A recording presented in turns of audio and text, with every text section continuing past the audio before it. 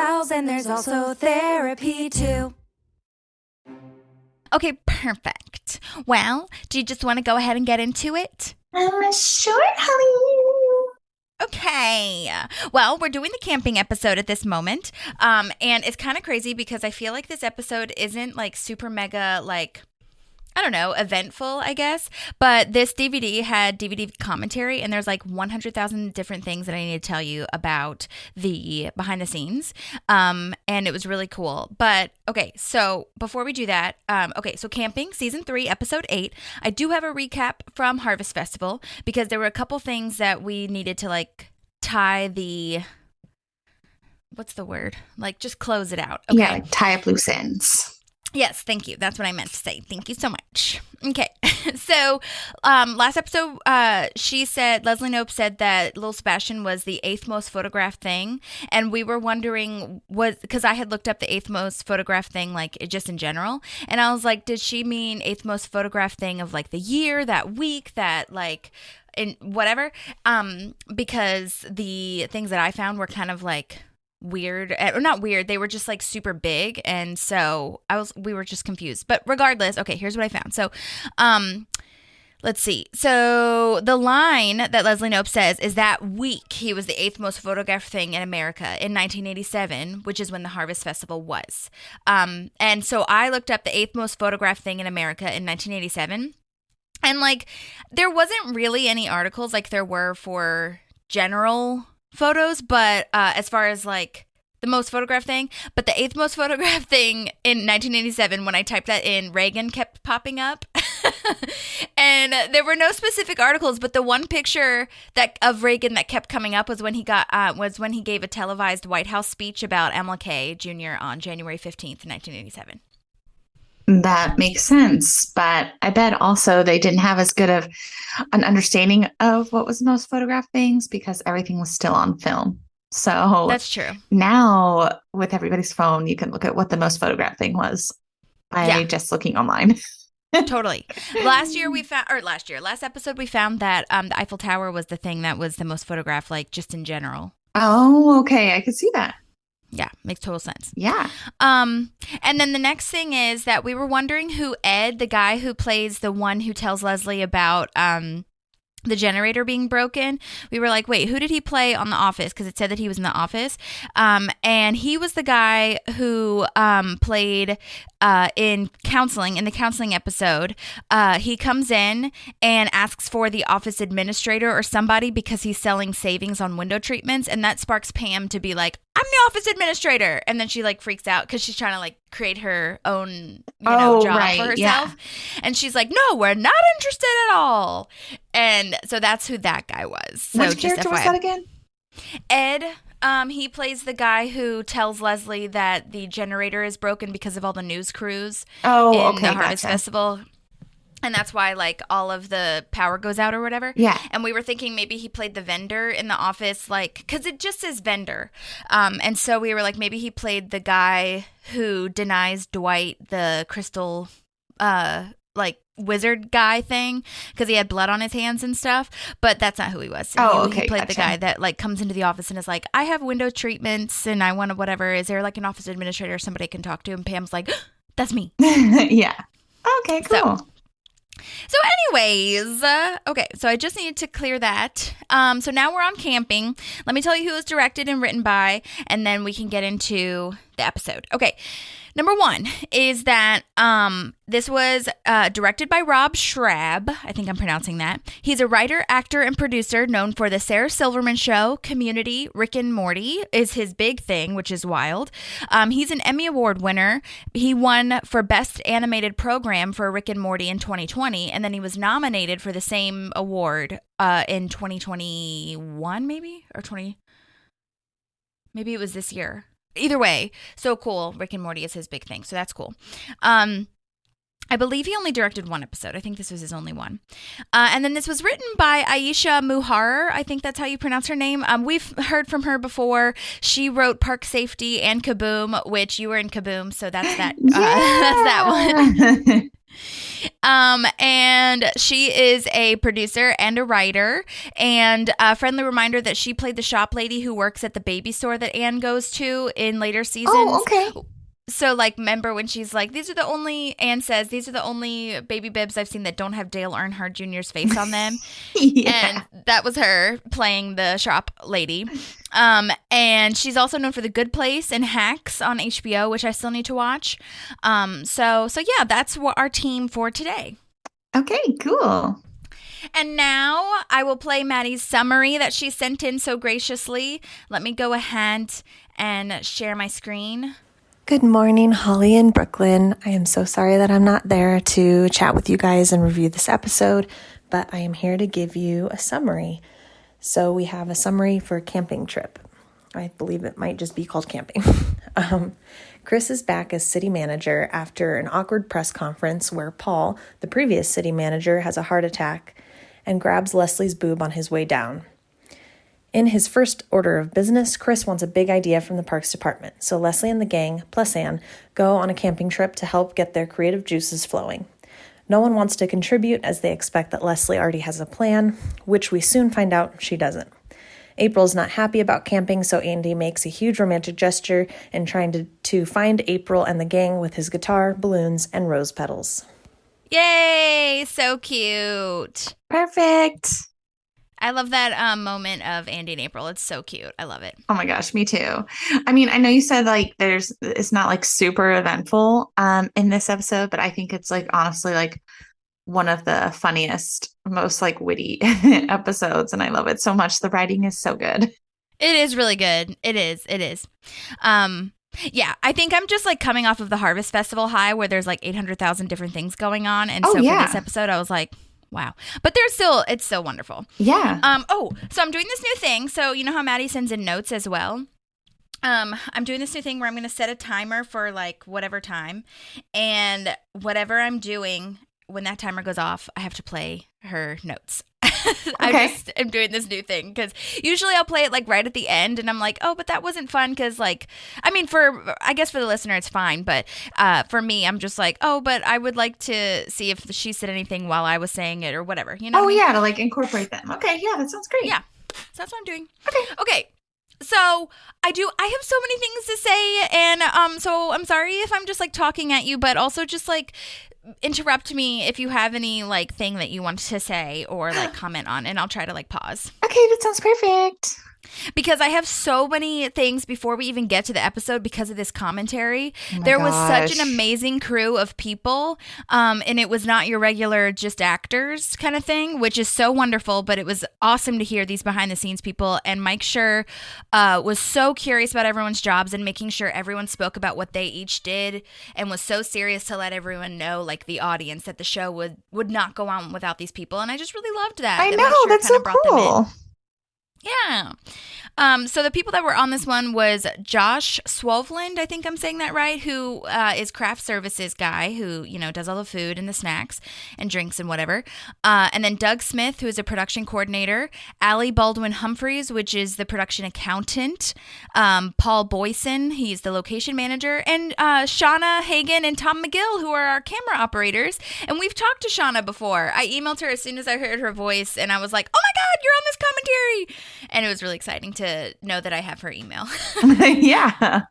So Doug Smith, who is the production coordinator, says he does everything from setting up offices to getting internet on set or location. He does actors' contracts. Mike Schur said that everything from a light bulb is out to like there's going to be a tornado somewhere, he goes to Doug immediately, which is kind of crazy because I've always wondered what like production coordinators or like, I don't know.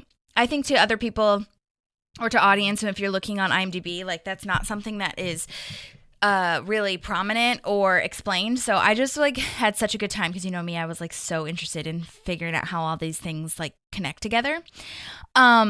Anyway, so like traveling, he also deals with traveling actors, rentals for like electric and camera if they're renting anything, grips. Mike Schur also said that if there's ever a charity event, like needing a signed script or something like that, Doug would be the one to go to. And on location, they on this episode in particular, which we'll talk about a lot, there was really bad weather. It was like super raining overnight and washed out the base camp, which is where all the actors have their trailers and crafty and all that stuff. And it washed out the road, like to that little camping area. And someone called him saying that they needed gravel to rebuild the road. And he, Doug, had to find 7 to 10 tons of gravel in a short time.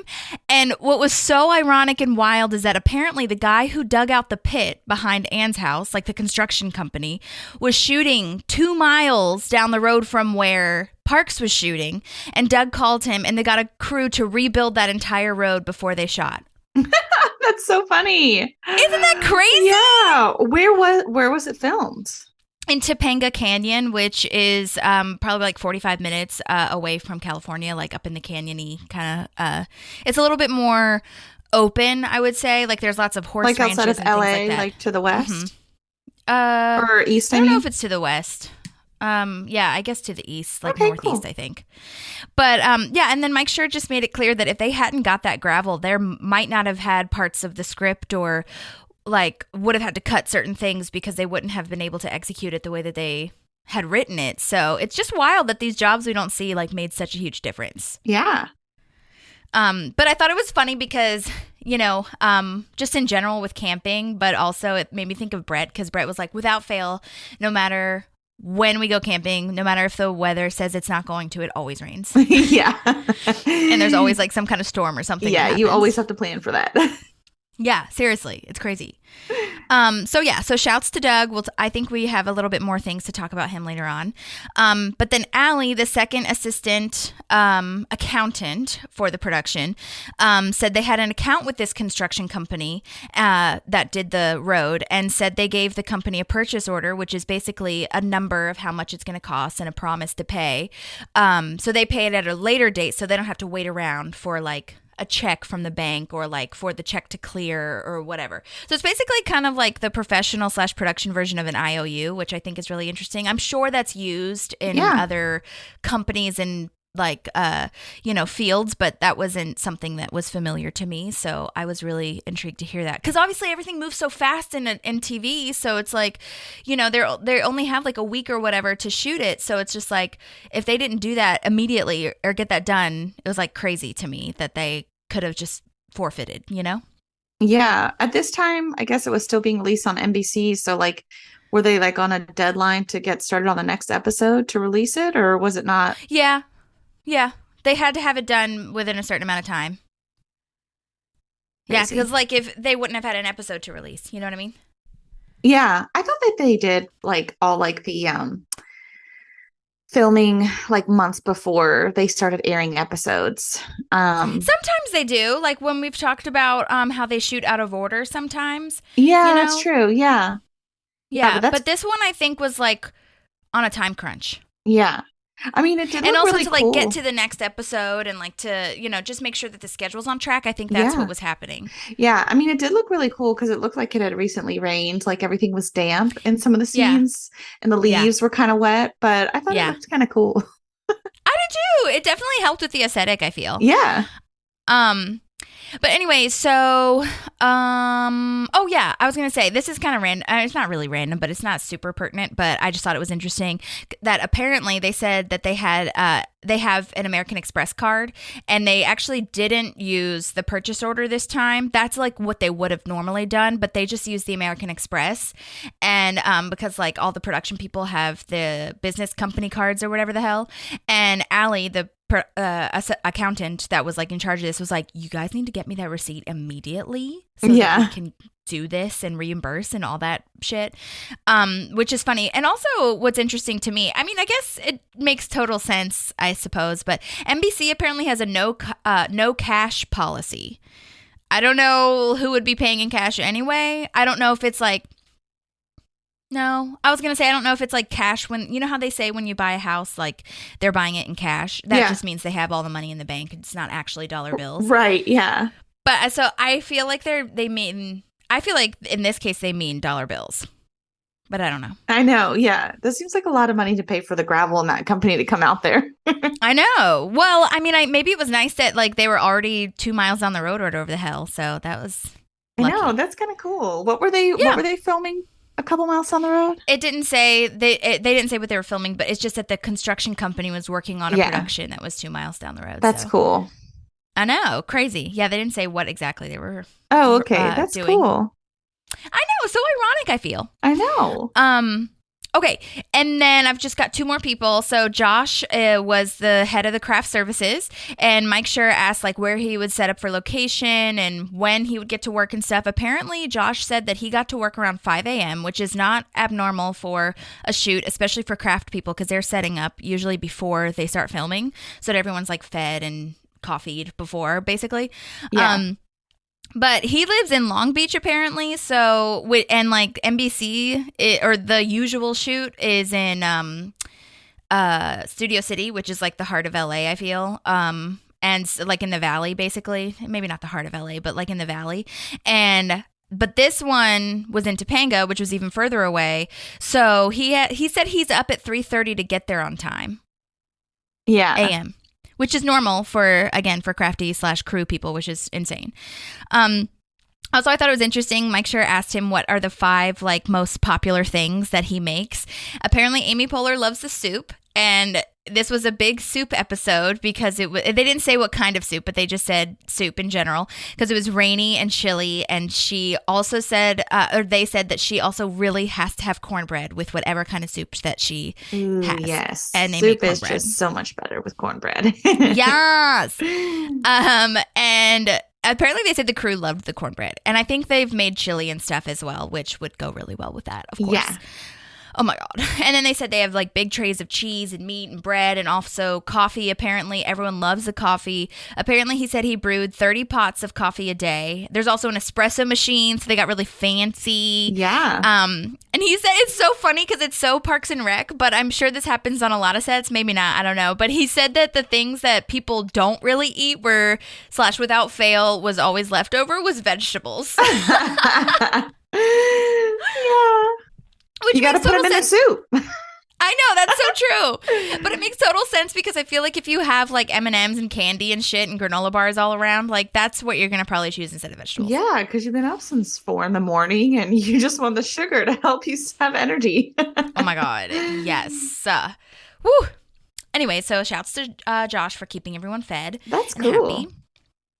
And then Tom and Shauna, our camera operators, they were just talking about how there's a reminder that there's really no marks. So marks like on the ground, usually there's a mark for where actors stand for lighting and stuff. But like a documentary, they were just following people. And the whole show, you guys, is these 2 people. I mean, Shauna and Tom are really catching all the actors and what we need to catch and all the glances to camera and stuff like that. Shauna said that the rain was a really big issue. There was a bunch of rain on their feet and like keeping everything dry. I didn't even think about that. Like keeping all the really expensive equipment dry. Yeah. And then she said that the cats were in the not Pasadena house, even though it was in Pasadena. The cats in the house was like really hard to like make sure you didn't step on them because there was like a bajillion cats and stuff. Oh my gosh. And yes, this house was on location in Pasadena, California, which is where City Hall is shot. And they said the actors do block it before with the director, and so they have it worked all out before they get to set and everything, like before they're actually filming. So they have a sense of where everybody is and where each other is. So like in relation to the other camera. And it sounded like, I don't know, it just sounded like such a dance of like, you're going here, so I'm going to go there. Like you're going to do this, so I'm going to go into your space and you're going to come into mine. When they do the blocking, is it the director and the camera people that are doing the blocking or the actors involved in that? Yeah, the actors are there too. Okay, so they just like go on usually set the and director like walk around? Yeah, usually the director's like, I want you to stand here during this scene and then you to stand here during this scene. And I guess it depends on the director. Like, I think most directors on this show, it sounded like were very open to the actors being intuitive and kind of like, where do you feel like you'd go in this? You know what I mean? But there are certain times I think when like, on this line, you should probably move to this so you could be next to your scene partner or whatever it is. Okay. And so the camera operators kind of know where the actors are going to go. Okay, gotcha. It's like, that's the rehearsal process, like before they shoot. You know what I mean? Gotcha. Okay.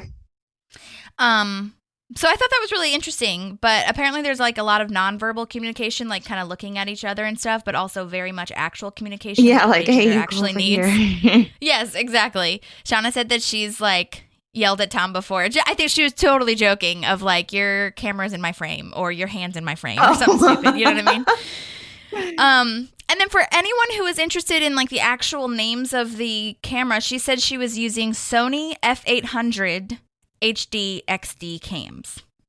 So just in case. 12-hour shoot days, which is crazy. We talked about that on Shauna's episode, which, by the way, you guys, if you haven't listened to Shauna's episode, please, please, please go back and listen to that. It is so incredible, all the behind-the-scenes stuff that, like, we just would have no idea. Or if you're interested in getting into that side of it, like, she talks so much about that. It's just insane to really remind yourself that, like, they are a character. Like, Yeah. you just wouldn't have, Yeah, that's true. And we also talk about this on her episode too, as she talked about it in the commentary, that these are like 30-pound cameras, and they have them on their shoulders at least 8 hours a day, and so they kind of get. She said like you build up a callus and a strength kind of thing, but like you do have to really take care of yourself. Make sure you're sitting down, you're like eating and being like well nourished for this and that kind of thing. But it just sounds insane. You know what I mean? I know. Yeah, especially if they're like doing a dance and moving around the house and stuff like that. Yeah. Oh my God. And like sliding on that mud, like for this episode, insane. Yeah. But Shauna said that she really liked. Oh, go ahead. Oh no, I was gonna say it also like seemed like there was some other scenes too where they had to like get inside those tents. Oh yeah, and maybe totally. like kneel down and like kind of peek in there.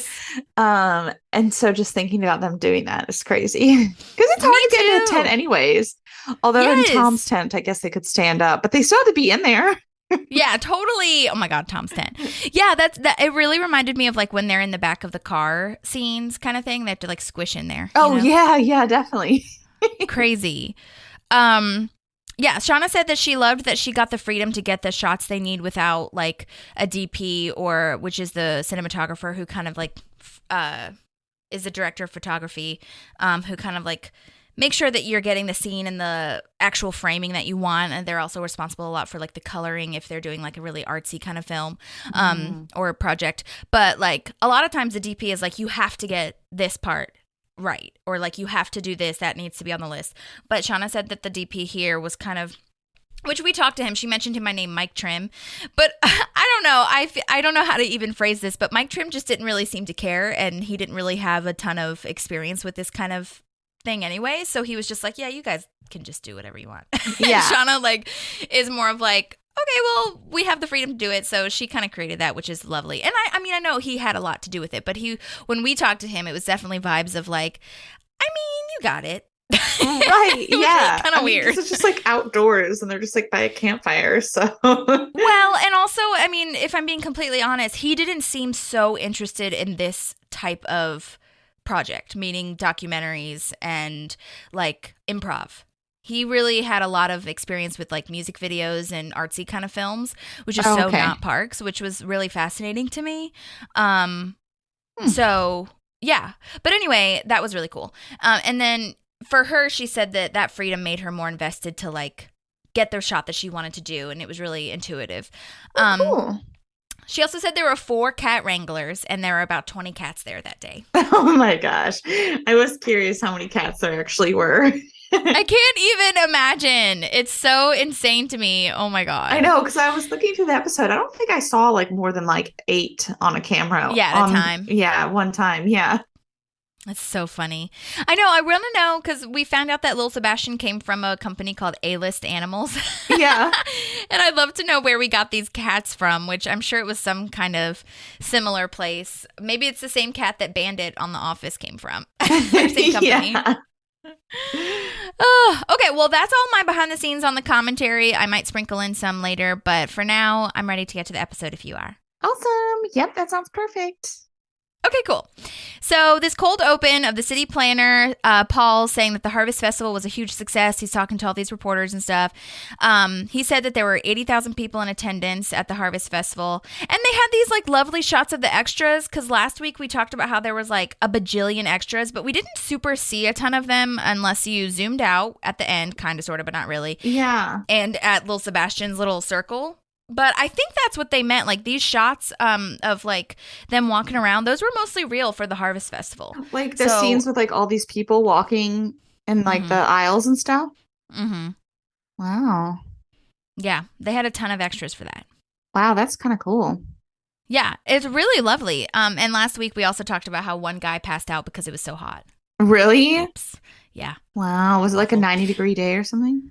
Yeah, it was really hot. It was like 100 degrees. Wow. I want to be able to walk around on set. I do too. Look at all these That things. looks so cool. Hershey's. I just saw the Hofbräu House logo. Oh my God. I also love that they have that beautiful aerial shot again with the fat coaster and Sweetums and stuff. Oh yeah, that is such a cool... I love that they used that again, because I was like, first of all, we need to be reminded, but secondly, that costed a lot of money, so we need to use it as much as possible. Yeah, I love the story behind that you shared in the last episode when we were talking about it separately. God. I know, it's so cool. It's insane. I know.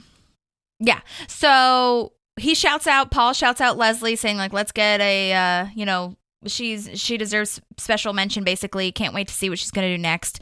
And then he's having this chest pain, but he's like powering through, and you're like, what the F is going on? And then he passes out, and as Madi said, he grabs Leslie's boob as he's going down. I love this line. That was the second most awkward way a man has grabbed my breast. I know. I know. You're almost like, oh my God, what is like when Leslie tells all of her like dating stories? Oh my God, yes. I love that that's a through line of this whole show. It's so funny.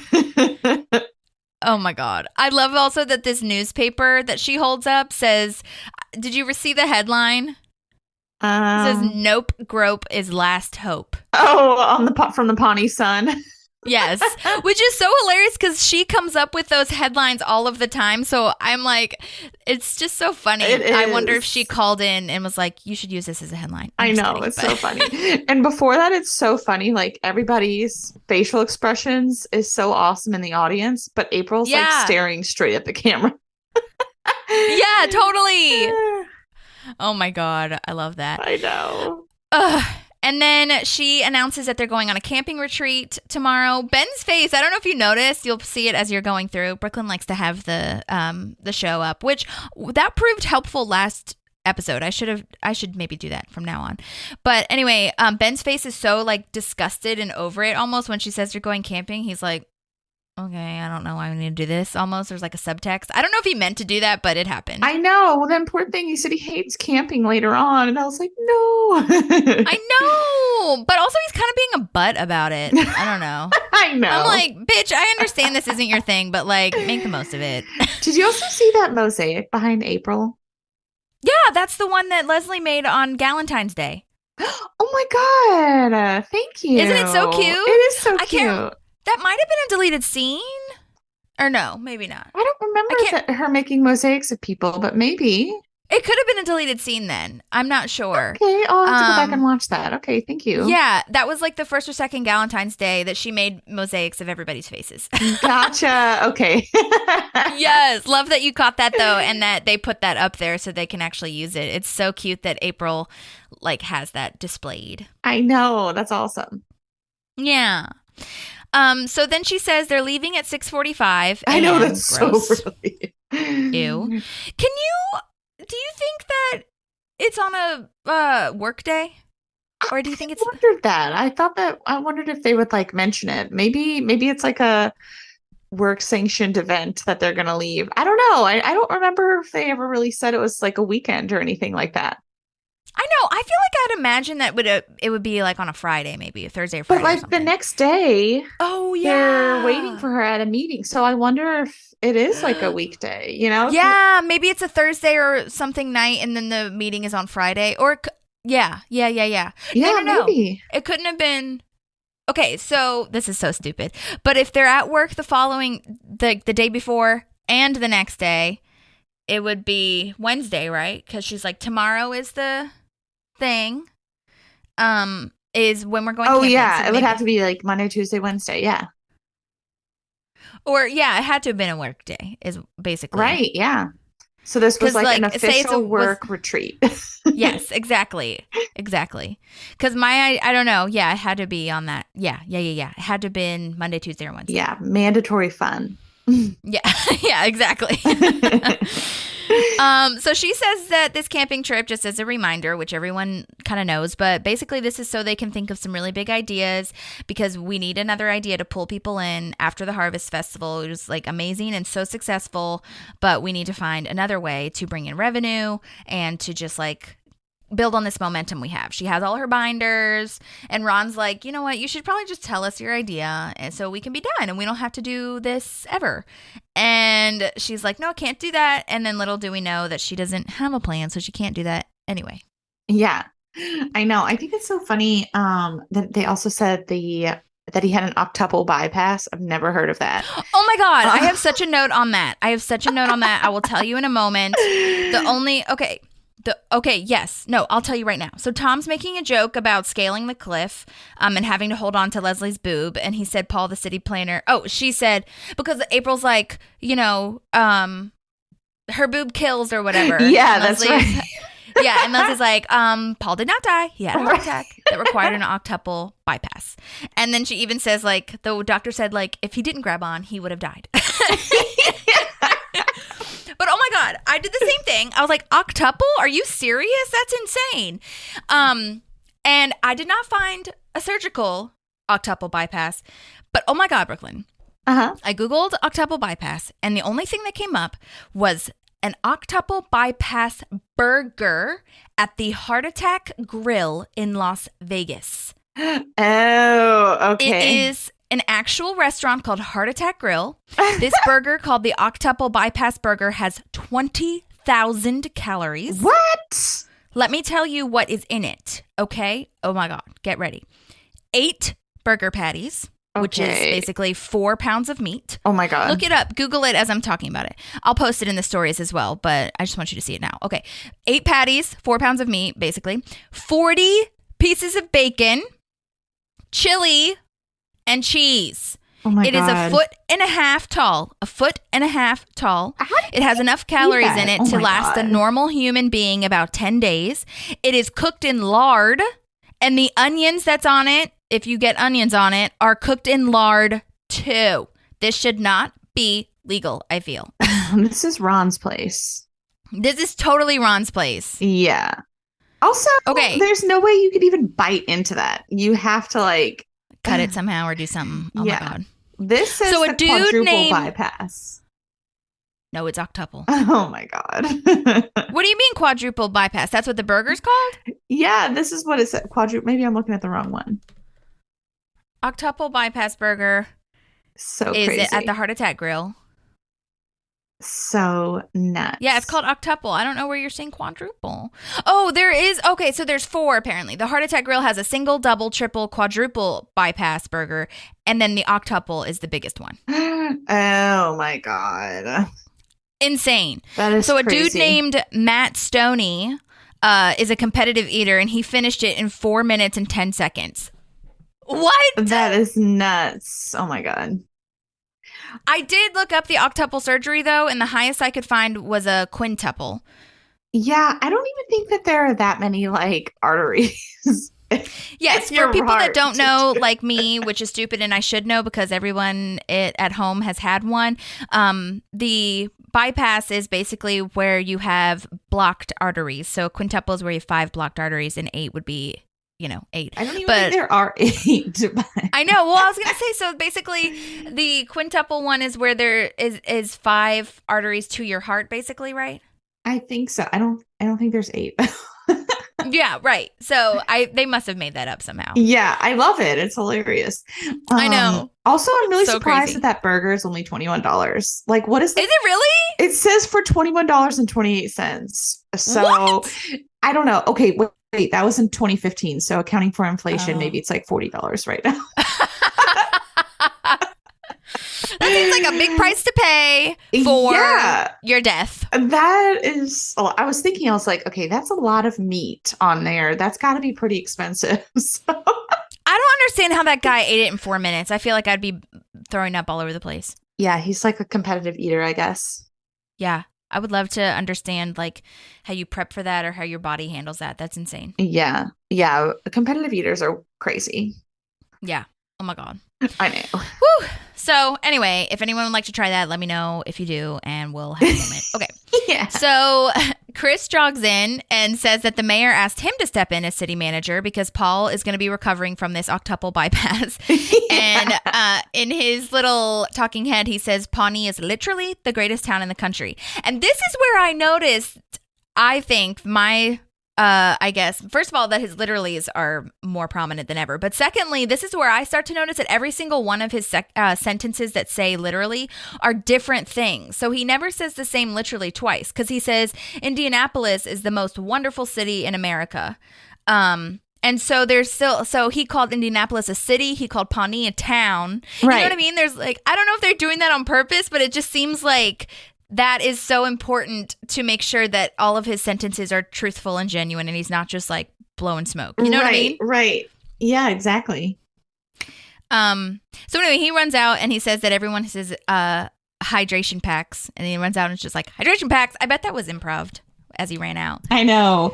I also like in the scenes with him, you can see all like huge phone books and it just takes me back. Like this is really good because I'm like, no one uses phone books anymore. I know that is old tech basically. I like that Nick Offerman or Ron says I most certainly am not when he says that everybody's their hydration packs. What does he say? R2. Yeah, Ron. And then he punches him. R2. Yeah. It's so funny. Let's see. Oh, so Amy Poehler does this great job of this like little look to camera when he's talking about like, I know you have a great idea and Ron is talking about it too. And maybe I wouldn't have caught it if I didn't see it 100 times or if I didn't know the ending, but I thought that you could really, she did such a good job of telling the audience kind of, or hiding a little bit that the pressure is on and she's nervous and she's just like, oh my God, like hopefully I do have a good idea. Right. You know what I mean? Yeah, exactly. I thought that was awesome. Okay, so I'm moving on to the shoe shine stand. Do you have anything to say before that? Nope. Okay. Andy's laughing hysterically because our friend Kyle, who we've also talked to, his name is Andy Forrest. You guys should definitely go listen back to that episode. Maybe I'll do like a little, like over Thanksgiving or Christmas, maybe I'll do like a little like glossary or index of like people we've talked to so you guys can go back and listen to these episodes because they're so intriguing when, and like if you know all the backstory and like then you hear them like in like a 5-second scene like Kyle, it's really, it brings so much more to it. But, yeah, that'd be cool. Thank you. So Kyle says his identity was stolen and his accounts were frozen and Andy just like is laughing hysterically at this and he just like thinks it's the most funny thing ever in the whole world and it's so dumb. Poor thing. He probably doesn't have a bank account right now. I know. Oh my God. He's like, what are these made up terms? Yeah, what does this even mean? Oh my God. Kyle does such a good job of being so like Eeyore about it, you know? Yeah. But so then this is where April walks up because Andy's like, Kyle, tell my April what you're talking about. And April says she has to go camping on this retreat and she's super mad about it because she hates camping. But Andy's like, oh my God, I love camping. It's the best. And so he says he's going to make her love it. And either way, there will be a ton of making out because they'll either make out and like it or won't like it and we'll still make out, which I think is hilarious. Yeah. I think it's so cute though. That's such a cute moment of Andy being like, I want to share like, I know. passion I wrote and, like, that too. fun with you. Andy is so cute in this scene.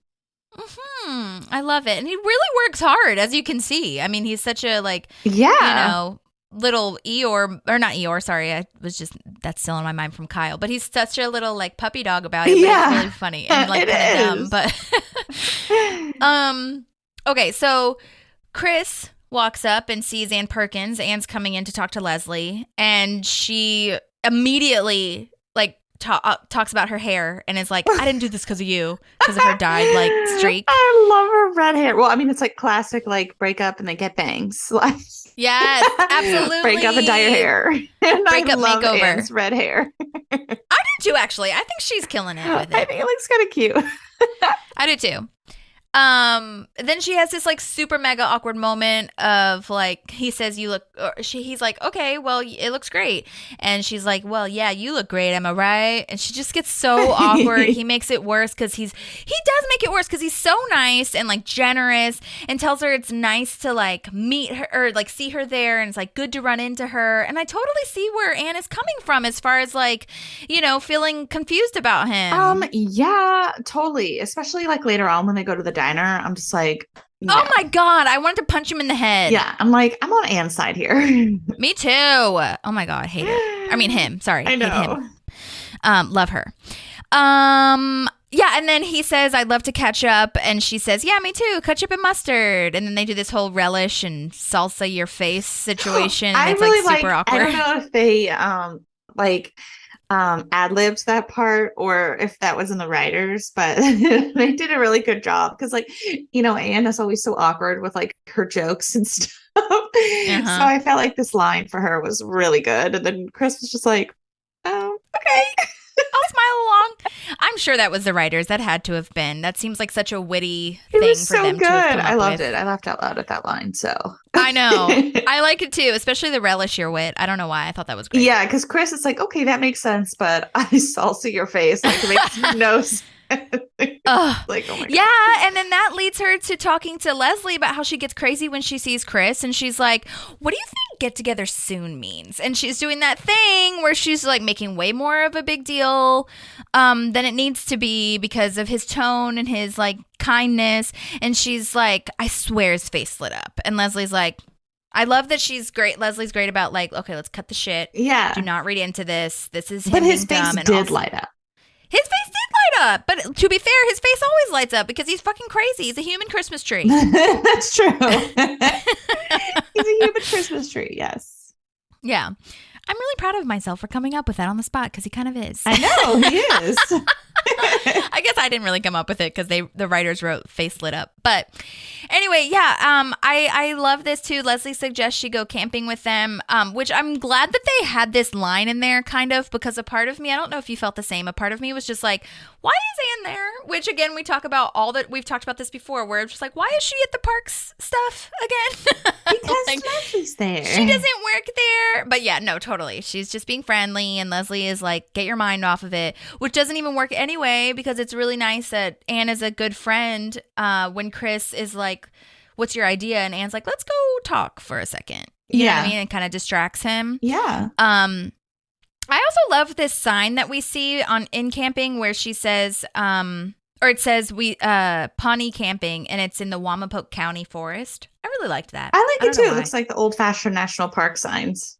Yeah. And I also really appreciated, I didn't know that Wamapoke was the county. I knew that the Wamapokes were there, but I didn't know that was the county that's name. true. You're right. We learned about the county. That's true. Yeah.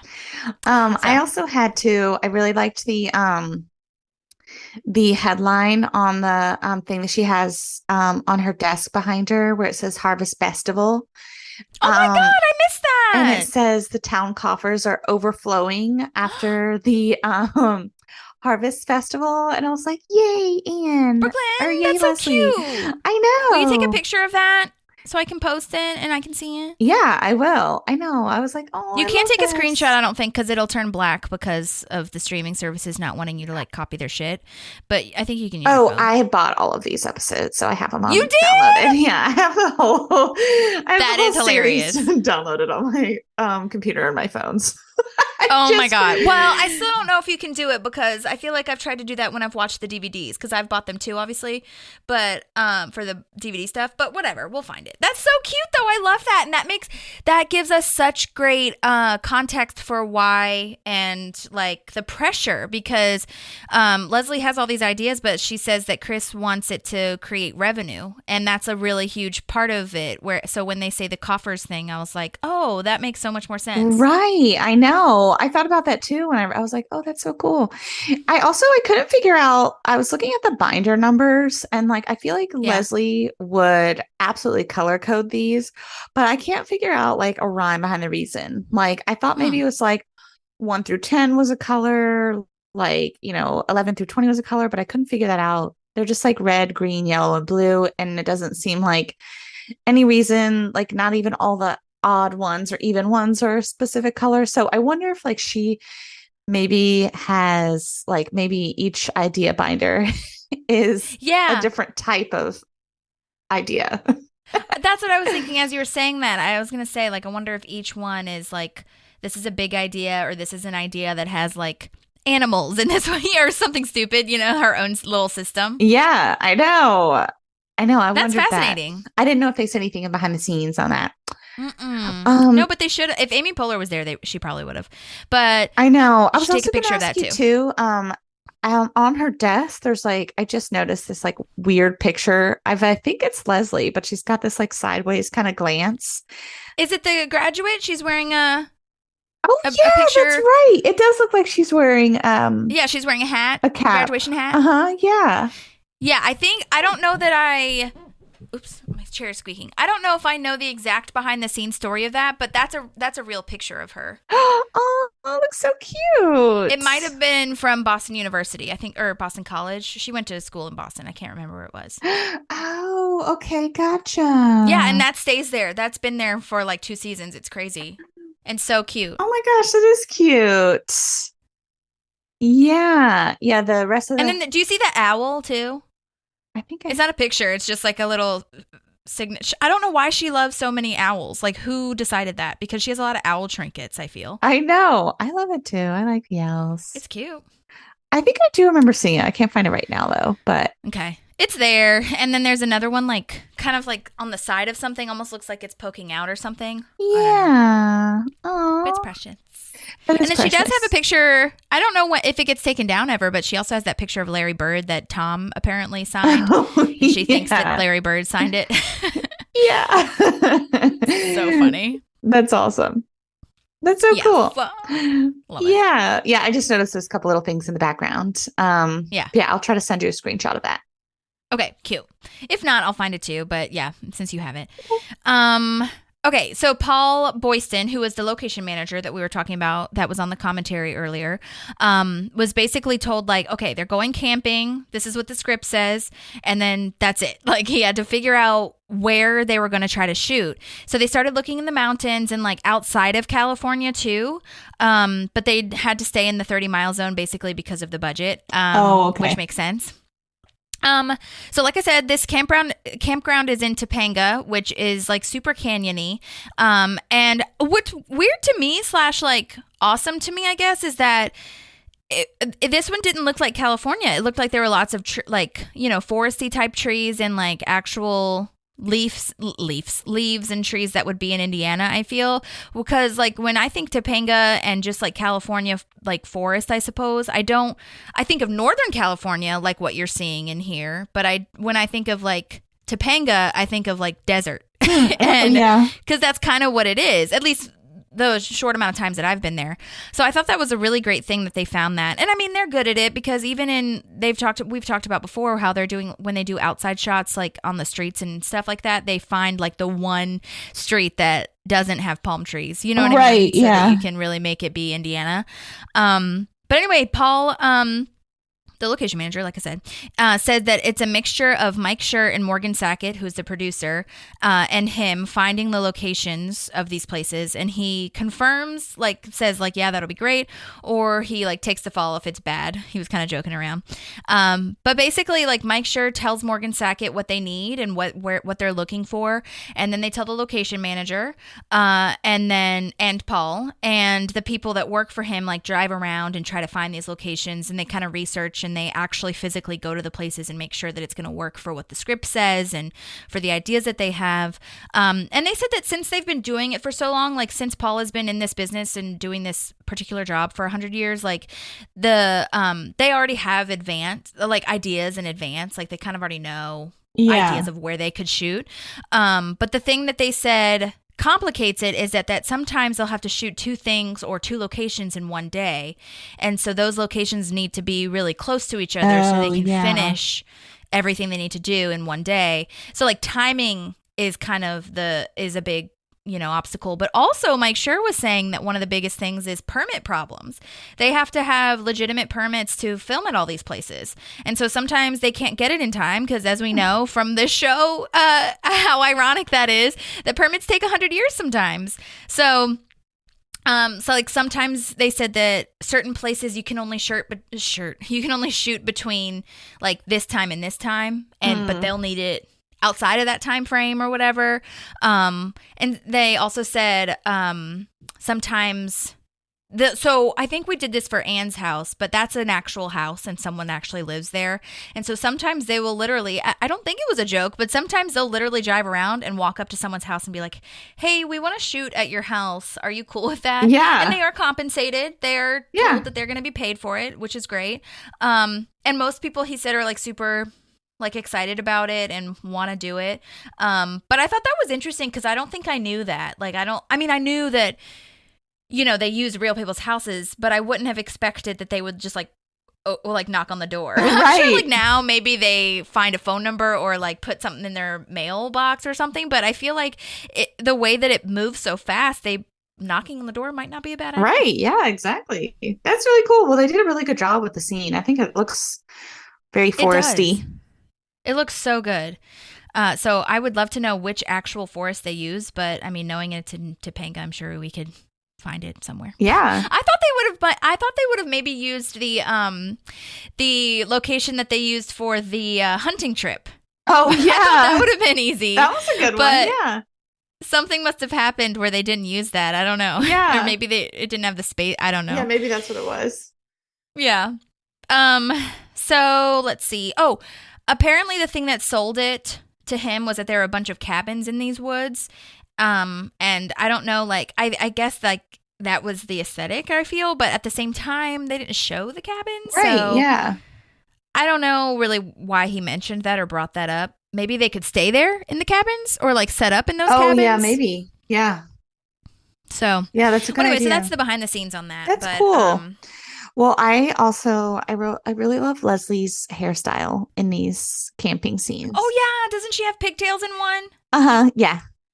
Yeah, I do too. So I love really her like hairstyle, and I love her like little fishing flies on her vest, and she just looks so cute. I know. I thought so too. I wrote down actually that I love those jackets, like the big puffer jackets with the Pawnee logo on the pocket thing. I know. I love so whoever that. was doing like costume or clothing, like they did a really good job. I know. I've reached out to Kirsten Mann, who is the costume designer for this show. I think seasons 4 and up, maybe 3.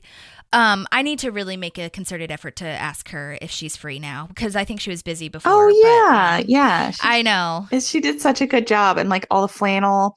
And I also I was just kind of like scrubbing through like to catch up to where we were, and I totally missed this the first time. But like Ron is there, and he's like whittling a stick with like a hatchet.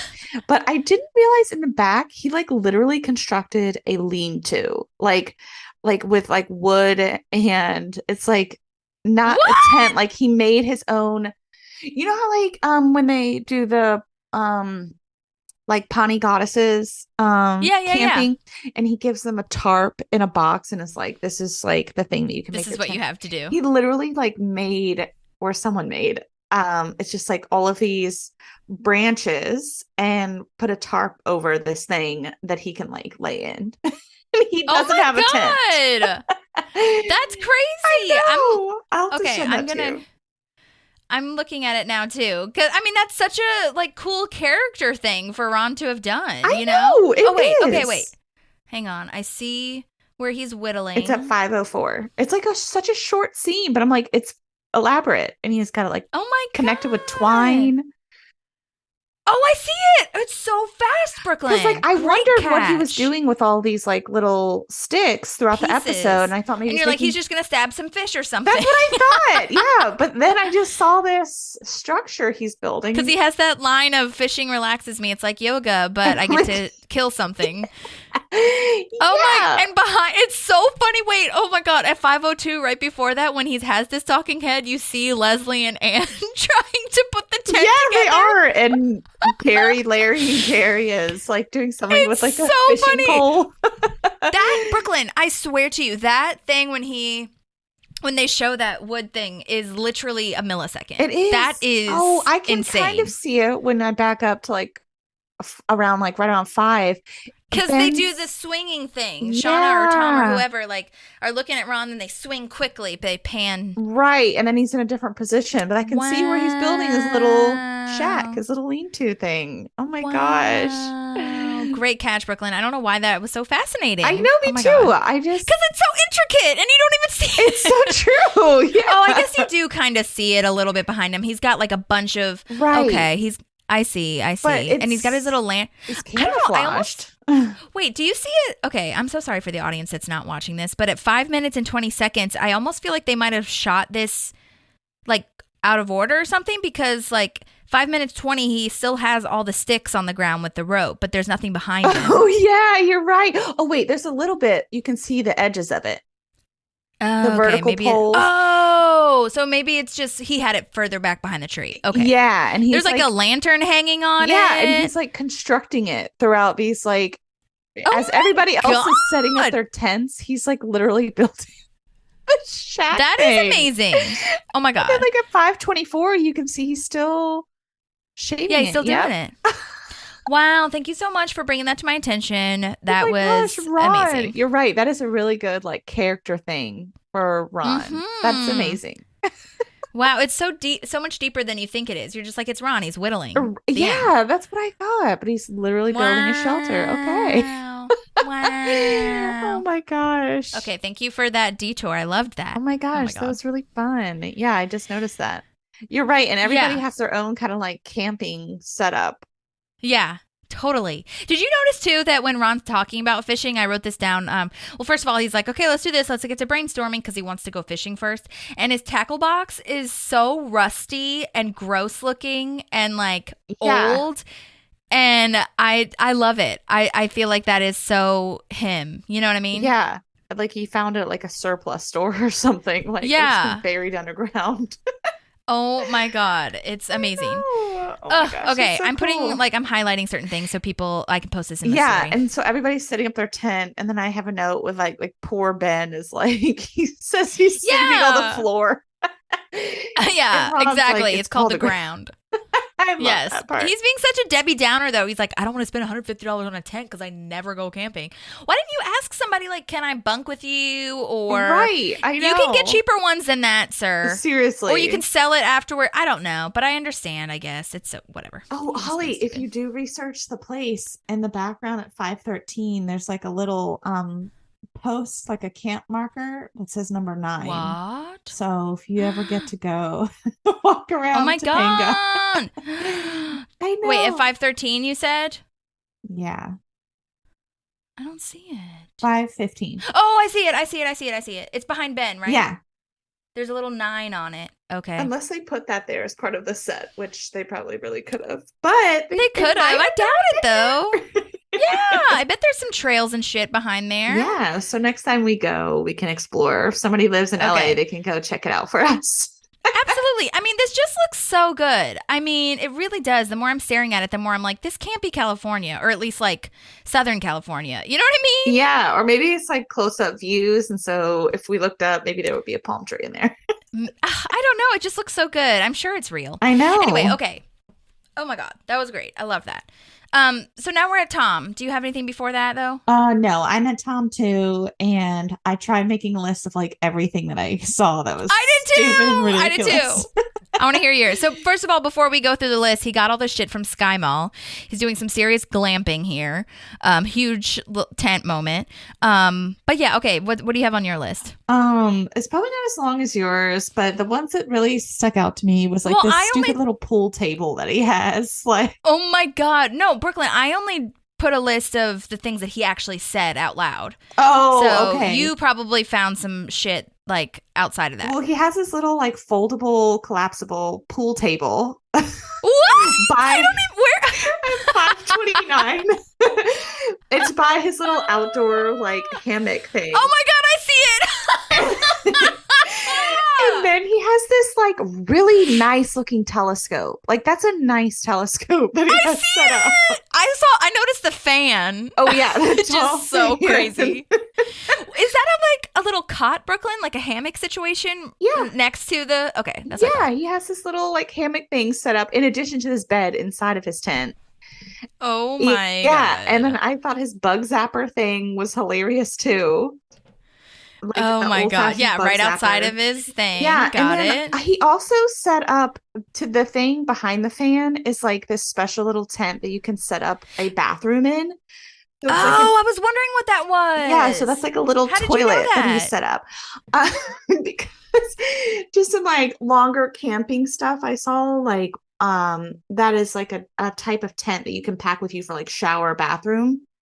Okay. And I noticed Brooklyn is a huge camper audience. I mean, we go camping, but Brooklyn and Brett do more camping than I will. I know, so, but then you yeah. could actually see there's like toilet paper hanging out of this little thing. What?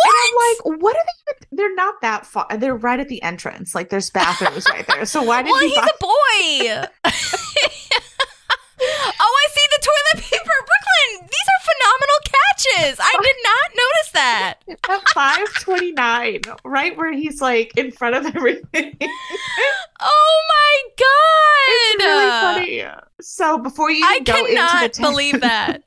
I know That is so funny. But- and then he has like hiking sticks or like, did you see those leaning against the wall behind the TV thing? Oh no, I'm not. I hadn't gotten into. I saw the inside Oh, the okay. tent. You're trying the outside Oh yeah, his trekking poles, and he also has a tennis racket in there.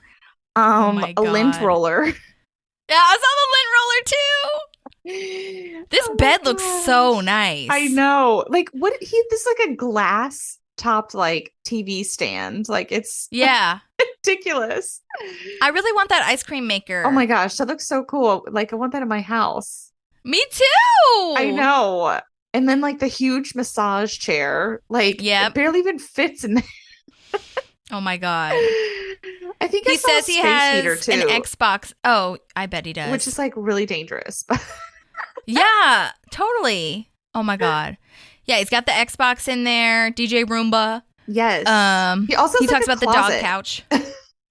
What? Yeah, it's like he makes like those little stands in your room, and he has like hangers Yeah. and like 5 different jackets laying at the end of his bed. Like, why do you Oh need my God. Oh, I see that. I see that. I do see that. But yeah, you were saying the This dog is like bed. a game of I Spy. It is. I agree.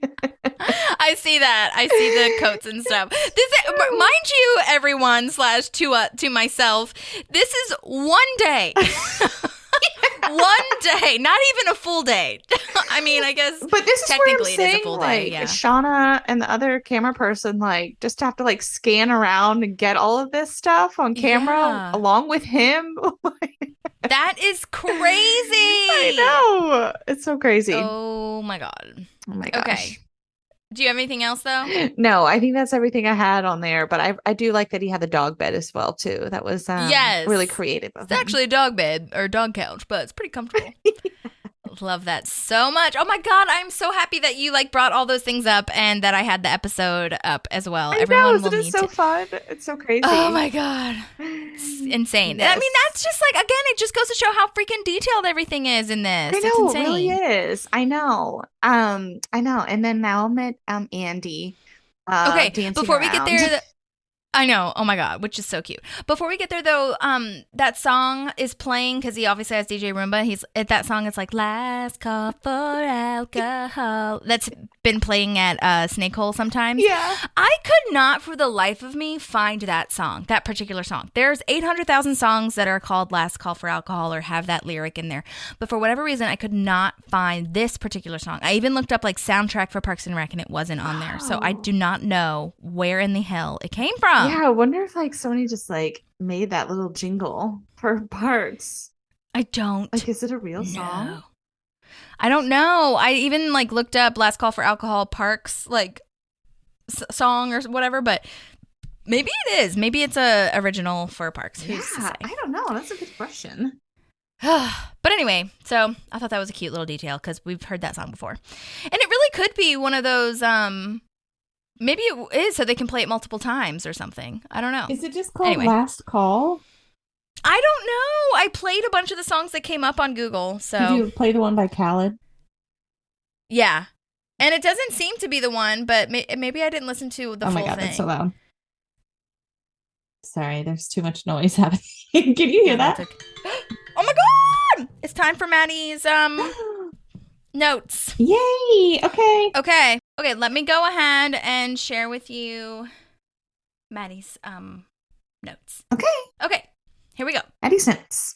Okay, it's me again. I am here to give some thoughts. So I was very excited to hopefully be there for this recording, but I have some thoughts that I wanted to share with you guys and all the Park Pals out there. So bear with me. I have a couple notes here. The boob thing in the beginning, when Paul grabs onto Leslie's boob, to me, it's a callback to The Office, because I don't know if you guys remember, but I believe it's season 6 when they do a company picnic, and Pam and Jim have a talking head, and Pam says, she points to her breasts and says, you don't use these for balance. And Jim says, well, but that for me was like a callback here because Paul is using Leslie for balance, basically. So just a side note there. Lots of boob holding going on in these Mike Schur, Greg Daniels shows. What the hell, guys? I love Ron trying to like have everybody just come up with an idea now so he can go camping by himself.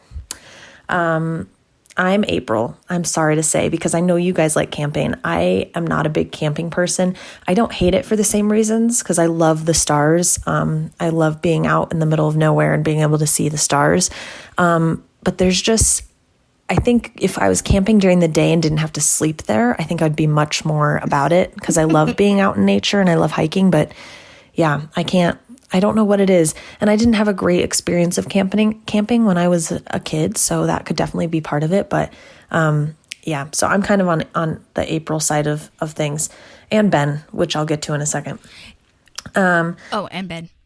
Yeah, because I was going to say before she said that, I'm glad that I let her finish, obviously, because she had told me about like a bad experience that she had one time. I was like, that's why you don't like it. We need to go like have a good time. You know what I mean? Right. And also I feel like she is so not alone. I've heard from multiple people that they would prefer to sleep at home and then like spend the whole day, or like sleep somewhere that's not in a tent, perhaps. Okay, maybe. so they're renting out the cabins next door. Yeah, exactly. And also like when with camping too, we can totally have it be like middle ground. Like there is such a thing as a gray area. It doesn't have to be super primitive. It can be like kind of a glamping situation, like between primitive and between Tom's shit. Yeah, exactly. I know. That's true. I mean, we got air mattresses. Like you and me have like whiskey. You know what I mean? Yeah, like, we got right. shit going on. Lights. It's comfortable. Although I will say I do need to get a better like sleeping pad, because I would prefer that more. Oh, yeah. Yeah. I need like a blow-up mattress. Sometimes my back hurts. Yeah. I know. Yeah. Anyways, okay, here we go. Chris and Anne, they're running when Chris is back in the office. And Anne, why does she have to point out that she didn't do the hair for him? Like, that just makes it so obvious. I know. And this whole, like, ketchup and mustard, like, he frazzles her so much. Like, it makes me so uncomfortable for Anne. The way that Rashida acts it out, just, it's perfect for giving you the feeling of, like, oh, fuck, this is so awkward. My favorite line of the episode is, it's like yoga, except I still get to kill something. So that will be my 100%. That's my favorite line. I feel like I'd like that so encompasses like why I played rugby. It was like my yoga, but I got to tackle something. So it was fun for that reason. So here's where I'm about Ben, with the whole spending money. If I don't like something enough, I'm not gonna pay a bunch of money to be ready to be comfortable one time. I would rather, if I was gonna go out and go camping and I was gonna have to sleep out there, I wouldn't be spending, $200 on a tent and a really nice sleeping bag or a blow up mattress. Like, I'd just be like, I'm gonna suck it up and I'm just gonna, it's not worth spending money on for me. So I get where he's coming from too. I don't think that she would be like Ben, though. I mean, Maddie, when you hear this, you can correct me, but I don't think you would be like a butt about it, hopefully. Or you would be like, I'm just going to sleep out here randomly amongst the elements. I would just imagine that Maddie would be on a budget, and that's it. Or she would just be like, hey, Holly, can we share a tent? That's what I was going to say. Or she could do what I literally said earlier like and Ann just and sleep in Leslie my did. tent. Yes. Oh my god. Because Anne didn't have her own tent either. She just shared with Leslie. Which is exactly our aesthetic. She is Anne and I'm Leslie. Yeah, exactly. Oh okay, got it. Thank you so much. I do respect the budget and the non-liking of camping though. I understand. Okay. I know. I wish there was better like camping rentals and stuff like that around. Yeah. Mm-hmm. Yeah, you know what? I wonder, I bet a lot of campsites do have the rentals if you wanted to, probably. Yeah, REI does rentals too. Oh, okay. Maddie. I know. There's got to be one in Phoenix. Maddie. Or near Maddie. Okay, here we go. I wanted to ask you guys how you feel about Tom and kind of because he says that he returns everything, right? I have a friend who once got a dress. They wore it to a function and then they took it back. I don't know about you guys, like tell me how you feel. If you feel different, obviously that's totally fine. But I feel so icky about that for me personally. Just if I'm going to wear it, I'm going to take the tag off and it's mine now. So I feel really icky about Tom doing that with all this stuff. He also has so much stuff that's not necessary. Like he could have done with the bed and the TV and that's it. But he has that frozen yogurt machine and everything, like all the other stuff on top of it as well. So, it's just like he always has to go above and beyond. I don't know. I don't mind returning it if you're literally only going to wear it once, like if it's for an event, I suppose. But I am, I guess, on the same page as far as like me personally. I haven't ever done that. I'd like to, and I actually think it's nice for like headshot sessions or something where you're literally only wearing it for an hour and then you're never going to wear it again. But for me, I guess it's different in my headspace because I'm like, if it's a headshot, then I'll probably want to wear that for some auditions too and like make the most out of it.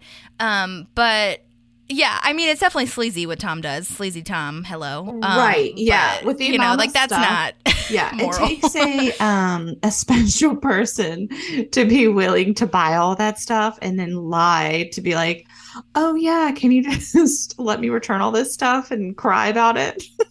Well, yeah, I was gonna say the gross, icky, like I want to punch you in the head thing for me was when he cries and he's like, meh, and I'm just like, oh my god, you're such a dumbass. Have you ever done that though? Have you ever returned something that you just bought for like one thing? I think I have for like a jacket or like a dress or something, and then like I don't know. That's why I really like Rent the Runway. That's nice. I was gonna say that, yeah. But like buying all of this stuff and being like it's defective. Yeah, it's totally still like a lot of money to like put on your credit card for a second. Like he better be real good at making sure he can return all that stuff. Oh my god, so true. Yeah, and for those of you who don't know, Rent the Runway is an awesome company that you can rent like really cool, awesome dresses and stuff, and then return them. So you're not spending, $1 bajillion on a prom dress that you're never going to use again, or like a wedding dress, or not a wedding dress, but like a dress to wear to a wedding or whatever. I think it's a great and really smart idea. Yeah. So, okay, continuing. When they're giving their ideas to Leslie, I love, I was about to say Jim O'Hare. I love Jerry's line of they're all rapists instead of rappers, which I think is so funny. And I actually like Tom's idea. Obviously you don't want to be building it from scratch, right? Because it's it's going to be millions of dollars. But I think if they have like an old building that they don't use or something that could be a multi-purpose, I think that's a great idea because he's right. Like, do they have concerts there? Like, probably not. And that could be really good revenue for the city. So I'm actually not against Tom's idea. Just the idea of it being completely a new building and everything. I also wanted to ask, because I feel like we've all been part of teams before, like if you ever feel like you're just drained, because I related really hard to Leslie in this, where there are times where I'm on my team and it's like I feel like I'm the one that's always going in to get things fixed, and then it's like when a big thing happens, I'm burnt out. I'm so tired.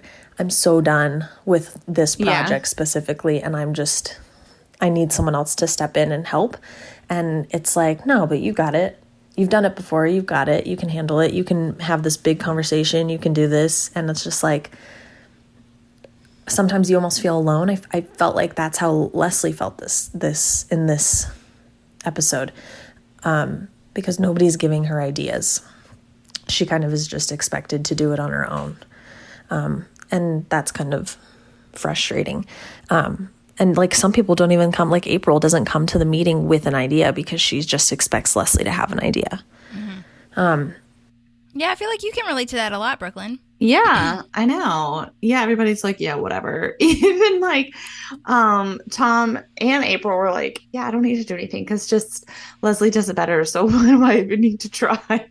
Yeah, which is so like, I understand the comedy of it 1000%, but it's also like, I felt the same way. I'm thinking that Madi might be alluding to, that it was just like extremely disrespectful. And like, I mean, I get it though. At the same time, it's like I see both sides as per usual, I suppose. But like, it's just I don't like the disrespect, but I like the like lack of work ethic. But I also see how, which again, this might sound stupid, but you know, you teach people how to treat you, that whole thing. And Leslie never asks for help and never asks for them to like do a ton of things anyway. So a part of me feels like if she maybe, and it's not on her at all. Yeah. I'm not saying that at all. But there are certain times when I'm like, you could be delegating and then they would have to like be trained in this way to like support you. But yeah, I don't know. It's layered for sure. That's really tough. Yeah, I know.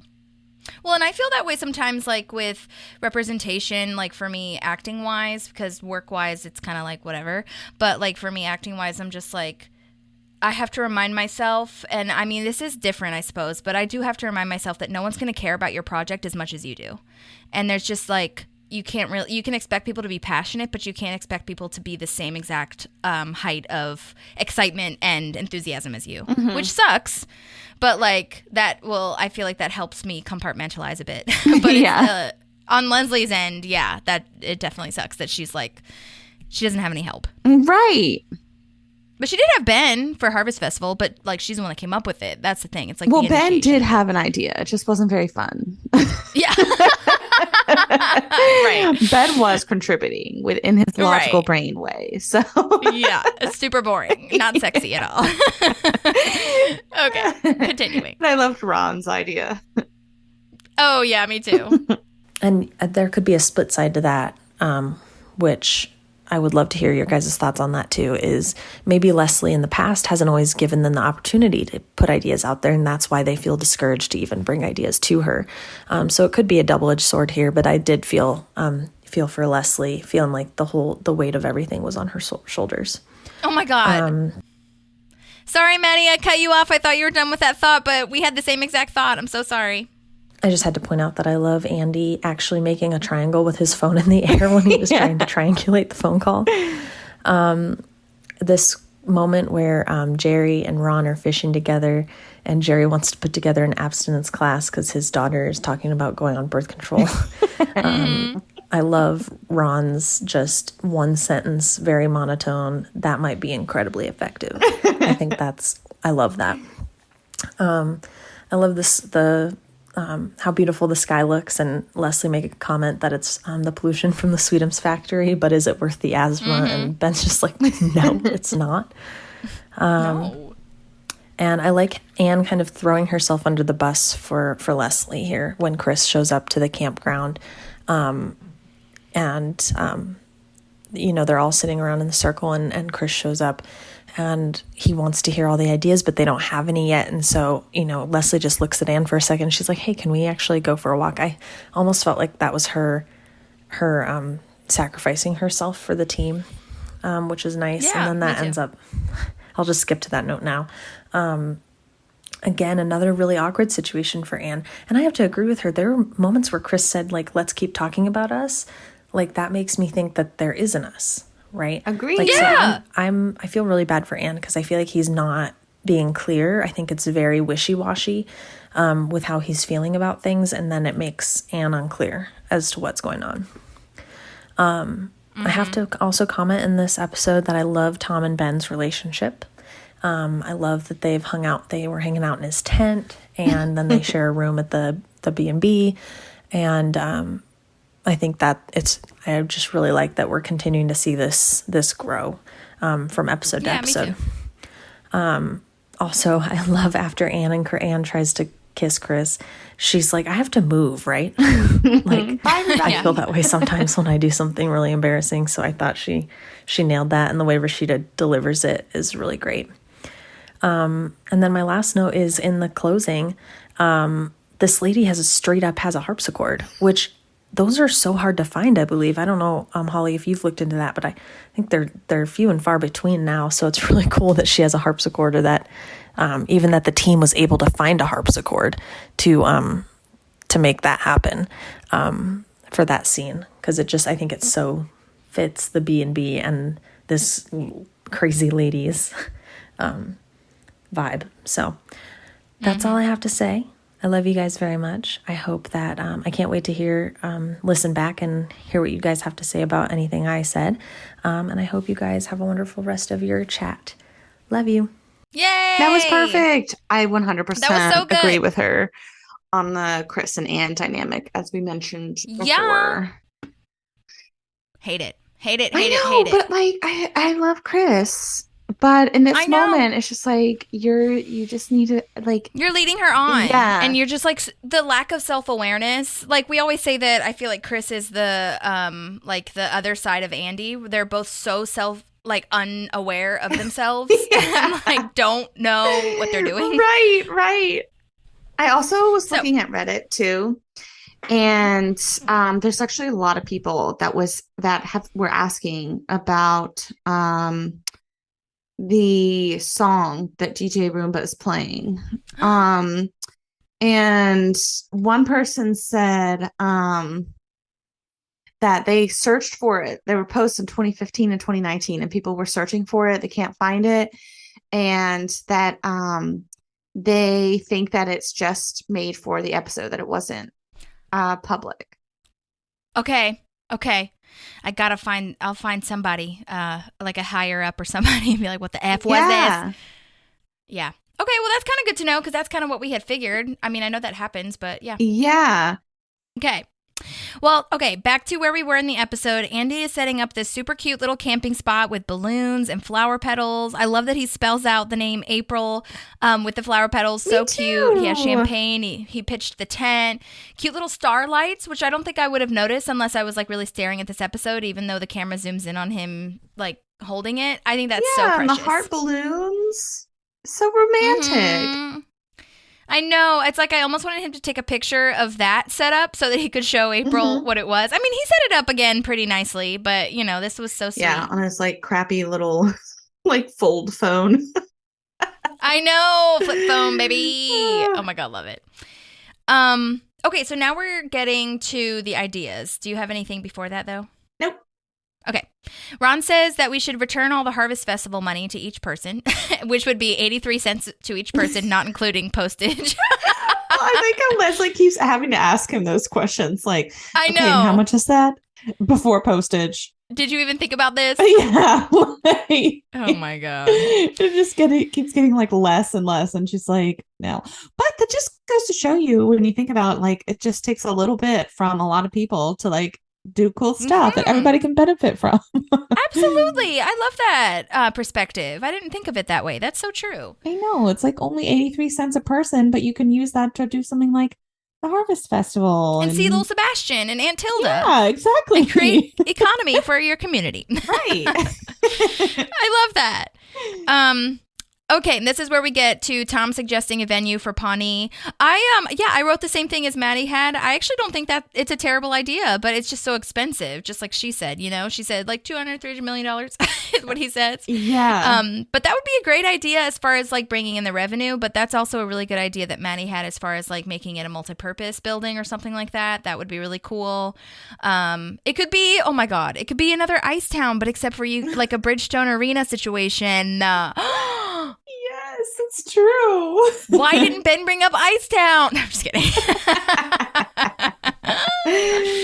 Oh my Donna gosh. has the luxury dog park idea, which is so cute because she's like, you're going to have to explain that. Or Leslie asks her to explain it. And she's like, poodles only, no pooping. I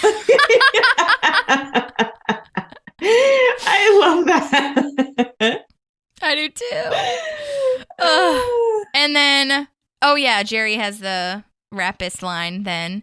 Did Jerry come with an idea? I feel like he didn't come, or like we didn't get to his idea, or they didn't ask him or something. An idea. Yeah, I don't think he does. That he mentioned. I was thinking too, I didn't research this before we started recording, but there was an episode that I watched or like something on the news or something that I read about how cities pay for large event venues and just how expensive they can be, and how they pay for them over the course of like 20 to 30 years. And it was something like, there was something associated where it's like they really had to make sure that like they had like a specific sports team that could play. They had to have all this stuff because no city can really self-finance it. And they have to apply for like subsidies and loans from like the government. And there were some studies where they were saying that like even though you have like a big venue, like it doesn't necessarily increase like the economic well-being of the city. There's something in here where everybody thinks it's supposed to be good, but there's like a double-edged There's sword. a lot of backstory. Yeah. Or And like I hadn't really thought about that. Yeah, exactly. But yeah, when Pawnee could get like a minor league something or other. Hell. Yeah, exactly. I don't know who would play there or want to live there, but whatever. I know. Yeah. I want to live there. Yeah. Do they have like a small minor league? Maybe that's what they need to do. Yeah. But I do feel like a concert venue would bring in so much revenue, like at the end of the day. You know what I mean? But yeah, with all that backstory, that would probably take a long time to build. Yeah. You need something like the Enterprise Center here in St. Louis, where it's like concerts and hockey at the same time. And we need somebody to sponsor it, like Enterprise or Bridgestone or whatever the fuck. You know what I mean? Yeah, exactly. So, I guess maybe Sweetums could do it. Why hasn't Sweetums done it? I know, that's true. Or Dennis Feinstein. Oh my gosh, Dennis. And it just smells terrible. They just like his cologne like through like I feel like it would be like a duty-free thing. Oh my throughout gosh, that venue. yes. Like there would be stores everywhere with his shit. What is the name God, of that's his so funny. cologne that he does again? There's a bunch. We learned last week. Side boob, itch, coma. Or not last week, 2 weeks ago or something. That, like Ben almost passed out. Oh like, yeah, I don't know. It has a stupid name. Oh my god. Oh my god, I don't know. I guess maybe Jerry's only contribution was commenting about the Rapis. Yeah. Well, so then this is when Andy calls April and he says that he's there, but they find out that they're at the wrong spot. And April says, I love this line. There's a brook somewhere that won't stop babbling.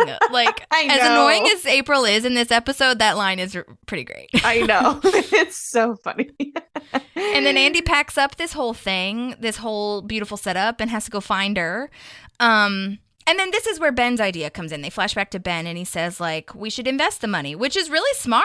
And then but Tom makes, like, I feel like Tom was being really rude at this point. Like, after they had this whole moment where he's like, why is Ben here? Like, you're done. The last thing that you're supposed to do is Harvest Festival. Like, bye. Shouldn't you be back in Indianapolis?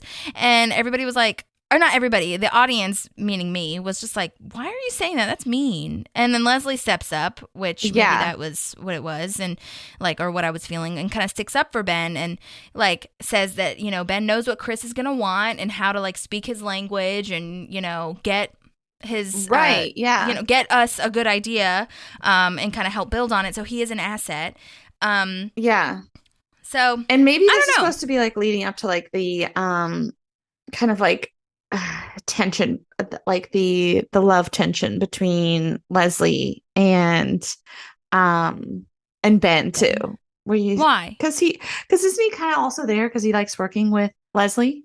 Oh yeah, I guess you could say that. Yeah, that's true. I mean, they just like hanging out. It with each becomes other. more clear definitely next week because he's asking her at Andy and April's fancy party, like, should I stay or should I go back? Because I've been offered this other thing. Yeah, but we don't really know that in this episode, I feel. Yeah, but I feel like it's kind of like a little bit implied because he just likes, you know, working here and he likes being around Leslie. Like, and they did such a great job together at the Harvest Festival. And yeah, so anyways, that's how I kind of saw it.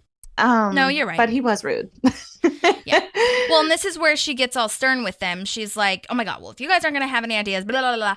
And Leslie confesses to Anne, I believe, that she doesn't actually have an idea because Anne's like, wow, you really let them have it.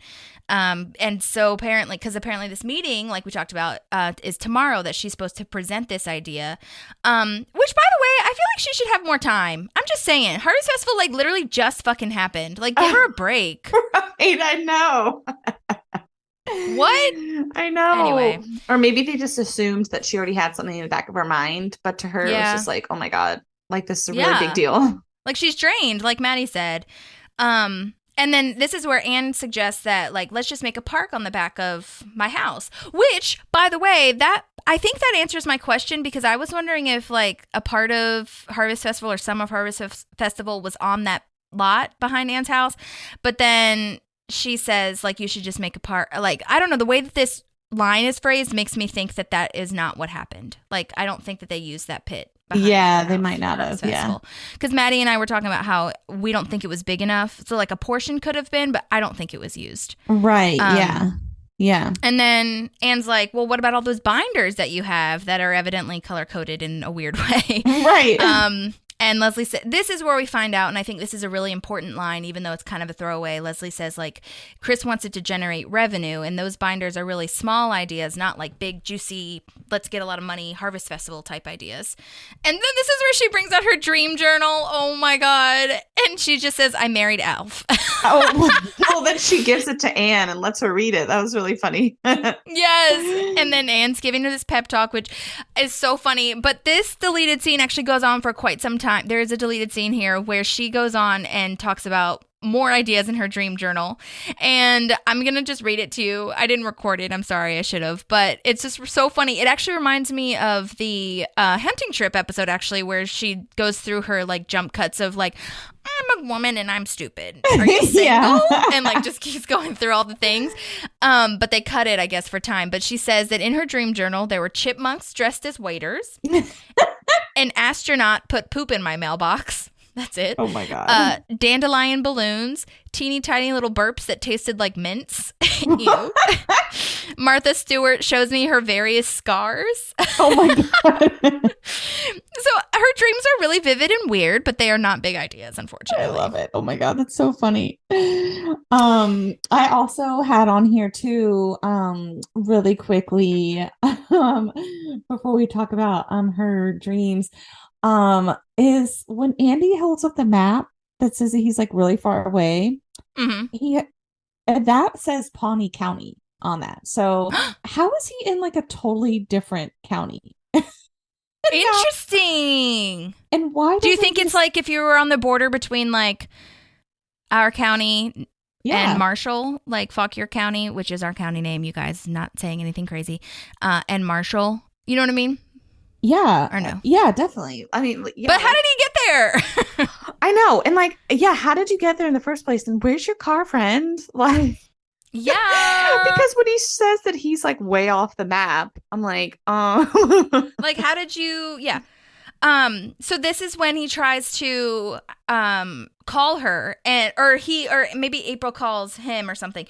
And like 2 episodes ago or like 3 episodes ago or something, there was this old tech alert of April's phone ringing when she got a text message, and I played it because it was so aggressive. And now we're at Andy's, and it's gonna take you back to like the 2000s because I don't know why it just like strikes me so funny and weird, because now no one uses a ringtone, I feel, unless you're like over the age of 50, and I'm sorry, but that's just how it goes. What is this for? This was for a text message? Yeah, or a call. I don't remember. But I'm just going to play this sound for you really fast. Hello? Don't you think that that's like so like old school?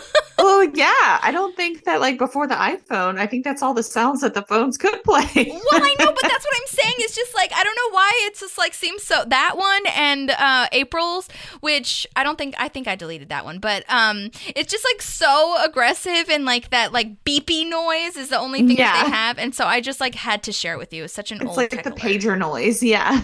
Right. Exactly. Their phones so then are April, so old. yeah, especially those ones. Yeah. And because of that, I mean, well, my phone's bad now, so never mind. I was gonna say because of that, he has bad reception, but that could be anybody. Right. And he says, walk around in a circle like I am and try to help triangulate the phone call, which is, again, what Madi said, that he was actually doing a triangle in there. I know. Oh my God. I know. And back at like when they're sitting around trying to come up with ideas, there's like a shot where like the camera catches like the TV playing in Tom's tent, and it looks like a video game, like a car racing game, and it's weird. He brought his Xbox. Oh, maybe that's what it is. Yeah, it probably is. He brought his Xbox. Oh, okay. That's what it is. And the pool table has moved. And then the scene where they're reading the her journal, like in the tent, like that's where I think what made me think of like when you're talking about like the camera people, like just having to get those scenes of them, like, yeah. And I guess it looks like they're outside the tent zooming in a lot, but they could be, yeah. But they did a really good job, like getting in there and like, well, because behind down. Both of them, you do see the walls of the tent. Yeah. Oh, yeah. And 844. Yeah. She's in the tent. Yeah. Yeah. I'll have to ask Shauna maybe about that. Like, was she inside the tent? Yeah, because she looks. Which, by the way, I love Shauna so much. She has like been such a queen to me, answering questions and all my dumb like little baby tiny little like details that no one probably else cares about. But I'm always like bugging her about questions. So no, just I shout think out to it's her. so cool. And if you haven't yet, please watch Welcome to Flatch on Fox, which is her show that she is working on now. Oh, that's cool. Yeah, it's a good question because like they are kind of squished in there, like. And then I also went back and like was watching part of this on my headphones. And I don't know if you know anything about this because you look at these episodes that way, but when I listened to it with my headphones, they actually did like a really good job of like the sound engineering and the sound design. God. Like the birds tweeting in the background. It's so good. And like the crunching of the leaves. Like I don't know why when I listened to my headphones, I was like, oh, this is really good. It's incredible. No, they also, I'm so glad you said that. And that's such an interesting detail that you do not catch. It's so fascinating. I'm really glad you mentioned that because you really don't catch it unless you're wearing headphones. I feel like if you're watching on TV or yeah, maybe you catch it like without headphones sometimes. But no, I was going to say that it's either The Office or this one. I can't remember. They do a phenomenal job of the fluorescent lighting. The sound, like the buzzy sound of that. Oh my God, it's incredible. Yeah, so I definitely, I hear you. I noticed that too. Yeah, I was like, oh my gosh, these birds tweeting. I didn't even hear that. Like, this sounds so nice. I'm telling you, this detail is insane. I know, it really is. It makes me want to watch every episode like that, honestly. You're right. Like every show. I really didn't even notice it until I had headphones on.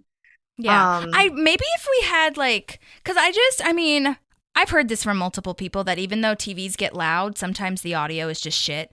So like I know a lot of people who love like audio just in general have their own speakers to go on the TV because it's so much better. You know what I mean? Yeah. So I wonder if you got like fancy, not even fancy, like, you know, just better speakers if it would come up that way, you know? Right. Yeah. Anyways, I thought it was really nice. Yeah. I'm glad you brought that up. Yeah. So yeah, I'm back at watching Ron and Jerry fishing. Okay. Well, okay. As you're like going through the Peacock or whatever the episode, did you notice that when Chris is getting higher, he's trying to get to higher ground. Andy is trying to get to higher ground. Chris Pratt. Yeah. And he's tripping everywhere and whatever. I can't figure out. There's like a metal thing in his hand, and I can't figure camp out. Stove.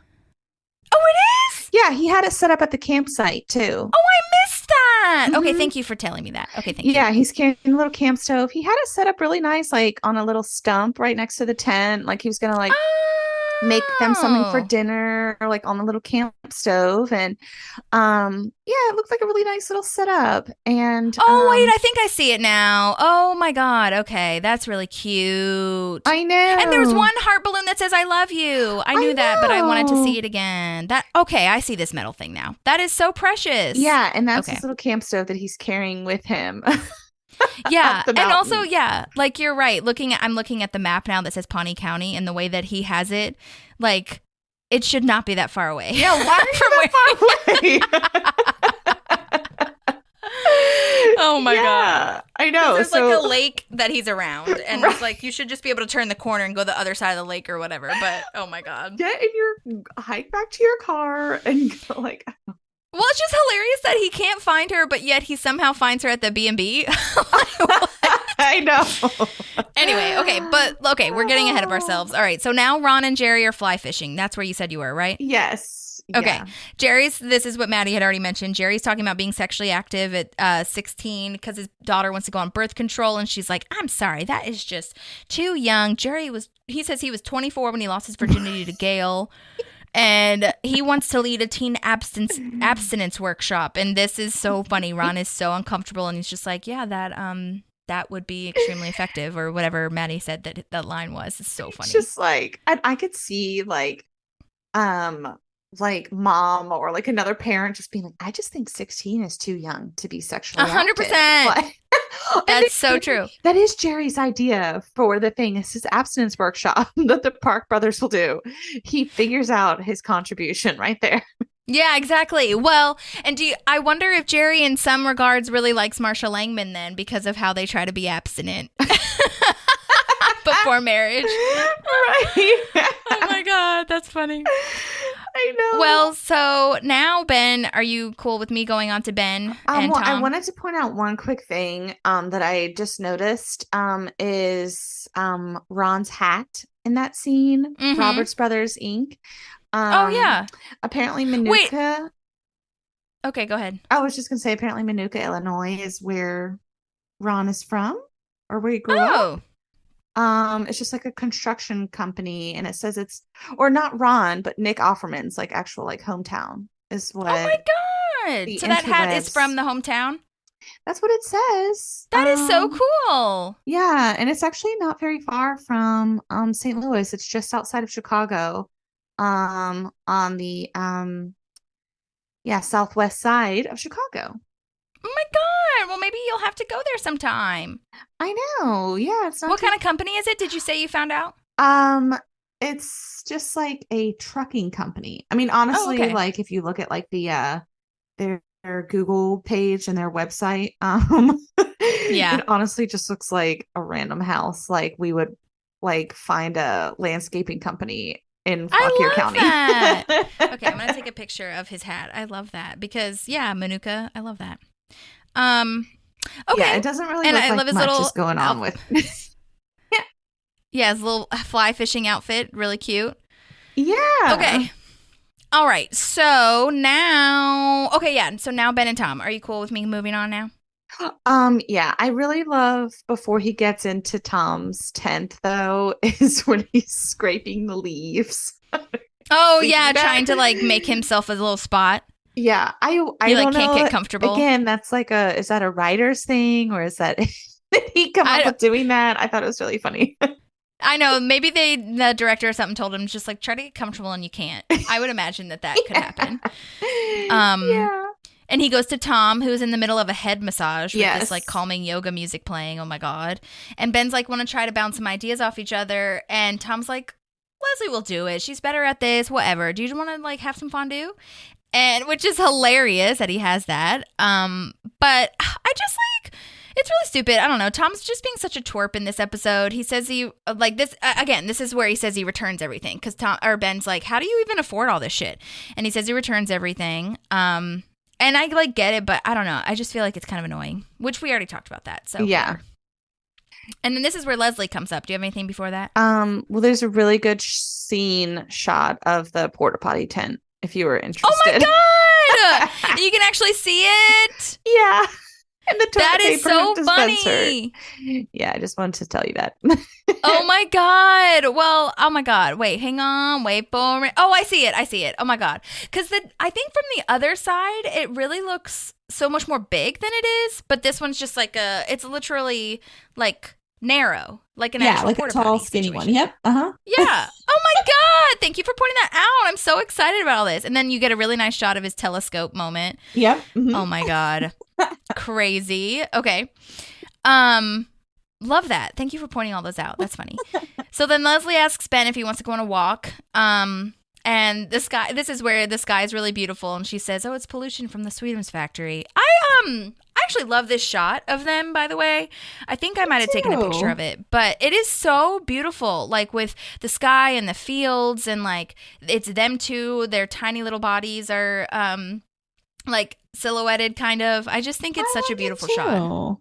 I would love to know. I'm sure they like somehow VFX'd it. Maybe I'll ask Shauna if she remembers that.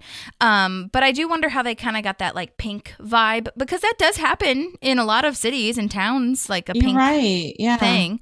But I wonder if they perhaps maybe like, you know, enhanced it just a little bit. Right. Yeah. Maybe they use like a filter over the camera to give it like a soft light or something. Right. I'm going to take a picture of this again just in case I didn't. And the sky does look like they probably edited that. I imagine it would be hard to get that really vibrant. Yeah, maybe. Being like that. And then this is where he says, "Is it worth the asthma?" Or she says that, and he's like, "No." So then Leslie tries to downplay this idea to kind of like protect herself, and she says like, this idea isn't really that big of a deal, and Ben like says the opposite of what she wants him to say. Like he says, you got the attention of everybody, now you're gonna seal the deal. I actually love this scene though, where she asks like, what if Harvest Festival was the biggest thing? And he said like the biggest, like I peaked kind of thing, and he says, then you wouldn't be Leslie Knope. I love this line so much. I almost want to like have it as my favorite line, but I don't know if people would get it if I post on the story. But I love this line of like, so I have to keep thinking of great ideas all the time or I'm no longer myself. I just like, oh, it hit me so hard. And I think that the things that Madi was mentioning in her notes and what we talked about like relating to her in this moment, like I love it so much. Like so many people can relate to like, so I have to be on all the time. Like I have to be like Miss Funny and like Miss Exciting and outgoing all the time or I'm not myself. Right. Like, what? Yeah.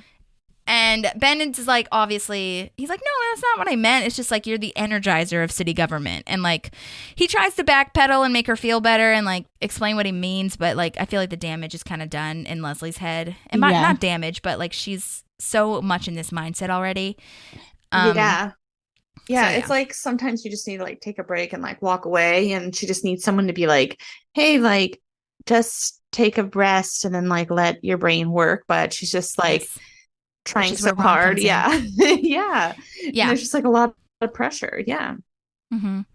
So now they're around the fire and we get this impression. I was going to ask, if you do talk to someone, I think it would be cool to ask if that scene of the sky is like real, you know, or was it edited like you talked about with the Harvest Festival scene? Do you know what I mean? Yeah. I'll ask. Yeah. I was curious.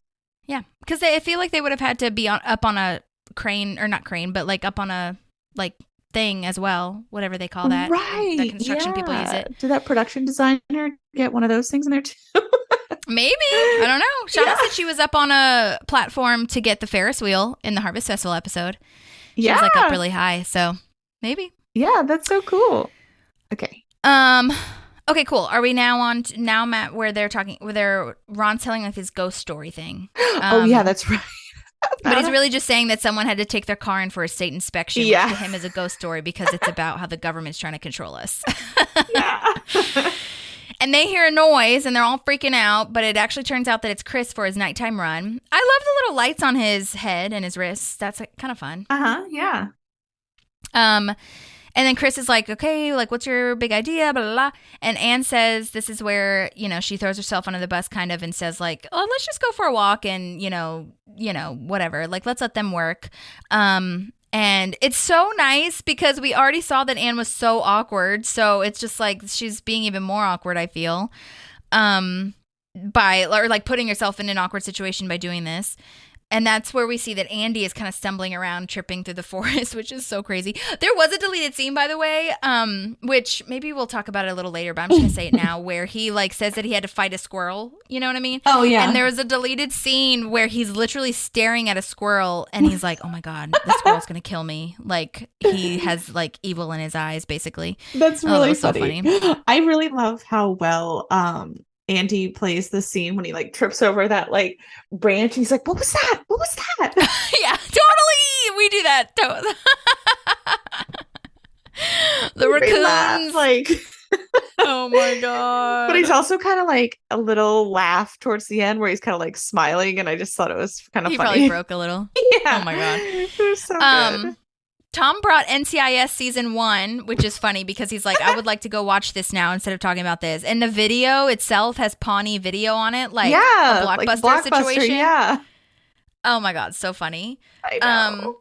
Leslie says finally that she's like, I don't have any ideas. And then she kind of spirals and she's just like, this is, again, I think we can kind of relate to this where I don't feel like I'm like this as much now, but I still have these moments where I'm like, we just got to keep working and just work again, more, and just do it, and powerful, and get it, and we got it, and we're good, and we'll go with that. Yeah. And she starts banging the thing. She's like, you guys hear how loud that is? That's my favorite line, I think, of the episode, where she's like, just do it and get it, and we got it, we're good. It's like so perfect, Leslie Knope. It really is. Gotta keep pushing, fighting. Yeah. Then Ron says he's gonna go to sleep, and that's when she bangs the stick. And then they find out that they all ran out of food, and because Jerry scared the fish away with his loud personal stories. Everybody wants to go home. They're having a terrible time. And that's when they cut to Chris and Anne walking, and Anne kind of opens up about how embarrassing it was for her to have been broken up with because she didn't even know it. And then Chris again, this is where we're talking about. Chris suggests they have egg white omelets and continue to talk about us, quote. Yeah. And he doesn't understand that this is just leading her on. Like, Chris, just leave her alone. I know. So dumb. Oh my gosh. I know. It's so true. But I feel bad for them. They didn't have any food. And they didn't really plan anything about this. But meanwhile, Chris is just like Andy's been on this like 10-mile trek, and Chris is just like hopping around in the forest. Like, what are you even doing? I know, totally. But yeah, Chris is like, so like, yeah, let's go get egg white omelets. Let's catch up. I know this rustic diner. Like, are you kidding me? Like, that sounds is romantical. an invitation to go on a date. But also, how did they get out of the forest in this campsite? Okay. Well, they walked. Oh yeah, because Ron says Ron tries to turn front. the van on, but Tom has used all the battery power to the tent. It's been on for 10 hours. So everyone is fighting, and then Jerry suggests that they go to the bed and the breakfast right up the street. Because Well, I meant like, how did Chris and Anne get to this cute little diner? Because she didn't take one of these cars, right? Because the van's dead. Oh yeah, that's a good idea. Good question. So I guess they walked back together. I don't know if you caught this, Brookelyn. I'm just saying there were 2 cars in that little driveway thing. Oh, one was the van. Yeah, there were definitely 2 cars. So somebody had to have taken a car. Yeah, so maybe they let them take the second car. Maybe that's what it was.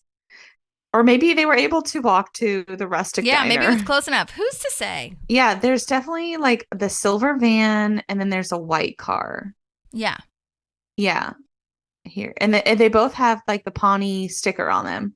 Right. So, yeah, maybe they use that. Yeah. But it definitely makes the impression that like they walked to the bed and breakfast, but I think they might have driven. Or maybe they couldn't because Chris and Anne took it to go to the cafe together. Yeah, it's like a little like Toyota SUV thingy. Mm-hmm. Yeah. Well, okay. Who's to say? Well, then Leslie says, all night work. And also, did you notice, I don't know, this is silly maybe, but Leslie's voice gets like really raspy all of a sudden. Yeah, I was wondering if maybe she was like sick or something. I know, but in the other episodes, she wasn't like that. So maybe it was like the following day that they shot that or something. Yeah. Or maybe it was getting late. I don't know. Maybe she has allergies. Like, maybe so. I love this talking head where she tries to start a sentence and she's like, one day there will be a plaque at that Airbnb that reads, this is where Leslie Knope came up with the great idea. And then she expects to finish the sentence and she can't do it. Yeah. And you can see before they leave the campsite too, that everything's kind of covered in rain. Like it's wet. Okay. That's really a good detail. Yeah. Poor Jerry. I thought that was like hilarious when he was like, now you're telling me I have to unpack everything. I know. Oh my God. He's like, yeah. Also, who came up with the name The Quiet Corn? Like, that's. Oh my God. I love it so much. Hilarious. And it seems so scary almost, like a serial killer type of, like, we're definitely going to get murdered in this. Yeah. And like, there was just like a corn maze at the Harvest Festival. So it's. Lots of corn things. It's just so funny. I just really love so it. The Quiet Corn is the name of this bed and breakfast. Elsa is the owner. She gives them a rundown. Oh my God. Apparently NBC like released a website for this B&B, The Quiet Corn, after the episode aired, and it advertised room features, amenities, and meal options. Oh my god! I couldn't find the website, but that was what happened. The website's still on. Oh, is it? I don't know. Oh, I don't think it is. I thought you found it. No, I don't think it is. Her outfit is really weird to me. I know it's supposed to be, but so weird. Well, while you're looking at that, the actress who plays Elsa is named Annie O'Donnell. She's been in so many things: Big Bang Theory, The Mindy Project, Days of Our Lives, Night Court, a bunch of stuff. I did get in touch with her, but she's like working. She's on set right now, so I'm gonna email her again this week and see if she can send me some emails, because I sent her all the questions, so she's probably working on them. But she did so amazing as Elsa. I loved it. I wanted to know if she really is playing that harpsichord. I highly doubt it, but you never know. So I'm going to ask her. Yeah. And I love her name, Elsa Clack. Like, it's just I know, so at the weird. Quiet Corn. It's so perfect. Love that breakfast is from 5:30 to 6:15 a.m. Hard-boiled eggs, tomato You can buy slices, a dry pan. seed and leek jam, and German muffin. Leek jam? Is that even a thing? Oh my gosh. You can get a t-shirt with the Quiet Corn on it. Of course. You can get t-shirts with everything. Home on of the Brooks and Wolf. It's German crazy. muffin. 17 Percy Street, Pawnee, Indiana. Oh my God. I love Ron's line of, the fuck is a German muffin?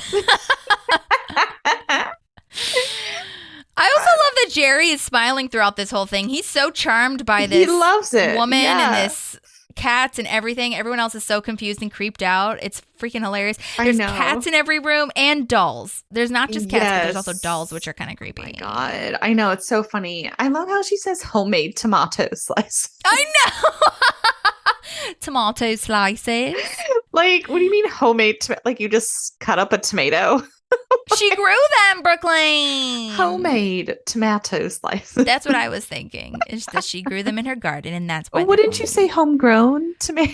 I I don't guess you're know. right. That's so funny. It's so weird. And then Ben reads the guest room book after Tom and Ben are in the same room. And someone wrote he starts it out as funny. Someone wrote they spent 3 nights of ecstasy in this room. And he throws it away. Which, speaking of ecstasy, Donna is reading a book called Your Erogenous Zones. So And Donna. when April walks in, totally. And she has a flask and she's like, I've got gin in it, because April's like, what is that? Because she hears Andy outside of the door. There's no TVs anywhere, says April, which is crazy. And then this is where Andy finds her. Do you have anything before that? No, I was just curious, like, was there any commentary, deleted scenes about like the dolls in this place? Like, where did they like get them from? No. It was just meant to be creepy and weird, I think. I know. I wonder if like someone, like a production designer or someone, had to like go to like some antique shows and like buy a bunch of these dolls. Like, I just love know. how this is set, because I feel like I've been in an Airbnb like this. Not an Airbnb, just like a old school A bed and breakfast. Yeah. Mm-hmm. Yeah, And very it's old-timey, so typical vintagey. how they are. Yeah, with like all like the doilies and like the doily like pillow covers that are like uncomfortable. Yeah, I think they tried to recreate that like vibe that They you're did saying such a too, good for sure. job. For sure. All right, so Andy finds April. He's singing outside of the window. And he is singing outside of the tent. He's so dirty and sweaty and nasty looking. Did you notice that? Yeah. He has like leaves in his hair. Oh my God. And he set up the tent area. So cute. He did a really good job. I couldn't tell because obviously the rose petals were kind of destroyed. So he only got the A, P, and R, and then I and L looked like they were maybe like, I don't know, wood carvings or something. I think it's chips. Like, there's another scene. I couldn't read what kind of chips it was, but he had some chips hanging off of his backpack as he was like walking through the woods. And I think that they're those chips. That's hilarious. Oh my God. Love that detail. This is where he said he fought a squirrel, and that was the deleted scene where there's a squirrel on a rock like eating a nut, and he's just staring at Andy, and Andy's so freaked out. He's like, Yeah. Don't hang up. Don't hang up. Don't hang up. Oh my God. There was also this deleted scene. It's so nasty. Oh my God. Andy is about to eat a cockroach because he says when you're lost in the wild, you have to do whatever it takes to get protein. And then he finds cheese in his backpack, and he's like, oh, okay, great. Thank God. That'll cut the flavor. Not that'll, thank God, like, I don't have to eat this cockroach, but I'll have it as a chaser after I do eat the cockroach, and he eats God. it. Well, I love that And then he says like, oh my God, the legs are still moving as he's chewing it. It's so gross. Oh, really? Oh my gosh. That's funny. I like that he's like, I had to drink most of the champagne because survival. And Yeah. like, you would not. No. You mean water? Yeah. Right. So now I'm at the diner if you are. Yeah, I'm at the diner, but I wanted to like tell you a funny story because some of my friends, they really hate like porcelain dolls and like doll rooms, and they think that they're Why? like really creepy and like scary, like a clown kind of aversion thing. And we had a really fun laugh because I told them about when I used to make ceramic like porcelain dolls, Yeah. and they were like, "What, are you kidding me?" And I just thought that was really funny because, yeah, they don't creep me out, but some people, they just think that they're really creepy. Maybe I will say like the eyes in porcelain dolls definitely look like they're real. So that can be creepy at times, I suppose. Yeah. I just like the outfits that most of them are dressed in. They're always usually really cute and precious. I know, me too. But anyways, I could see how having like 100 of them like in here would right. That's too many. Crazy. Yes. Okay, I'm at the diner. Yes, they're having this moment. He says, honestly, I didn't think I would be around or I'd see you again. So, that's kind of why. And she's like, I totally understand. And it makes sense with what we've heard so far. And then he says she's amazing. And then he grabs her hand. So she tries to kiss him. And he's like, no.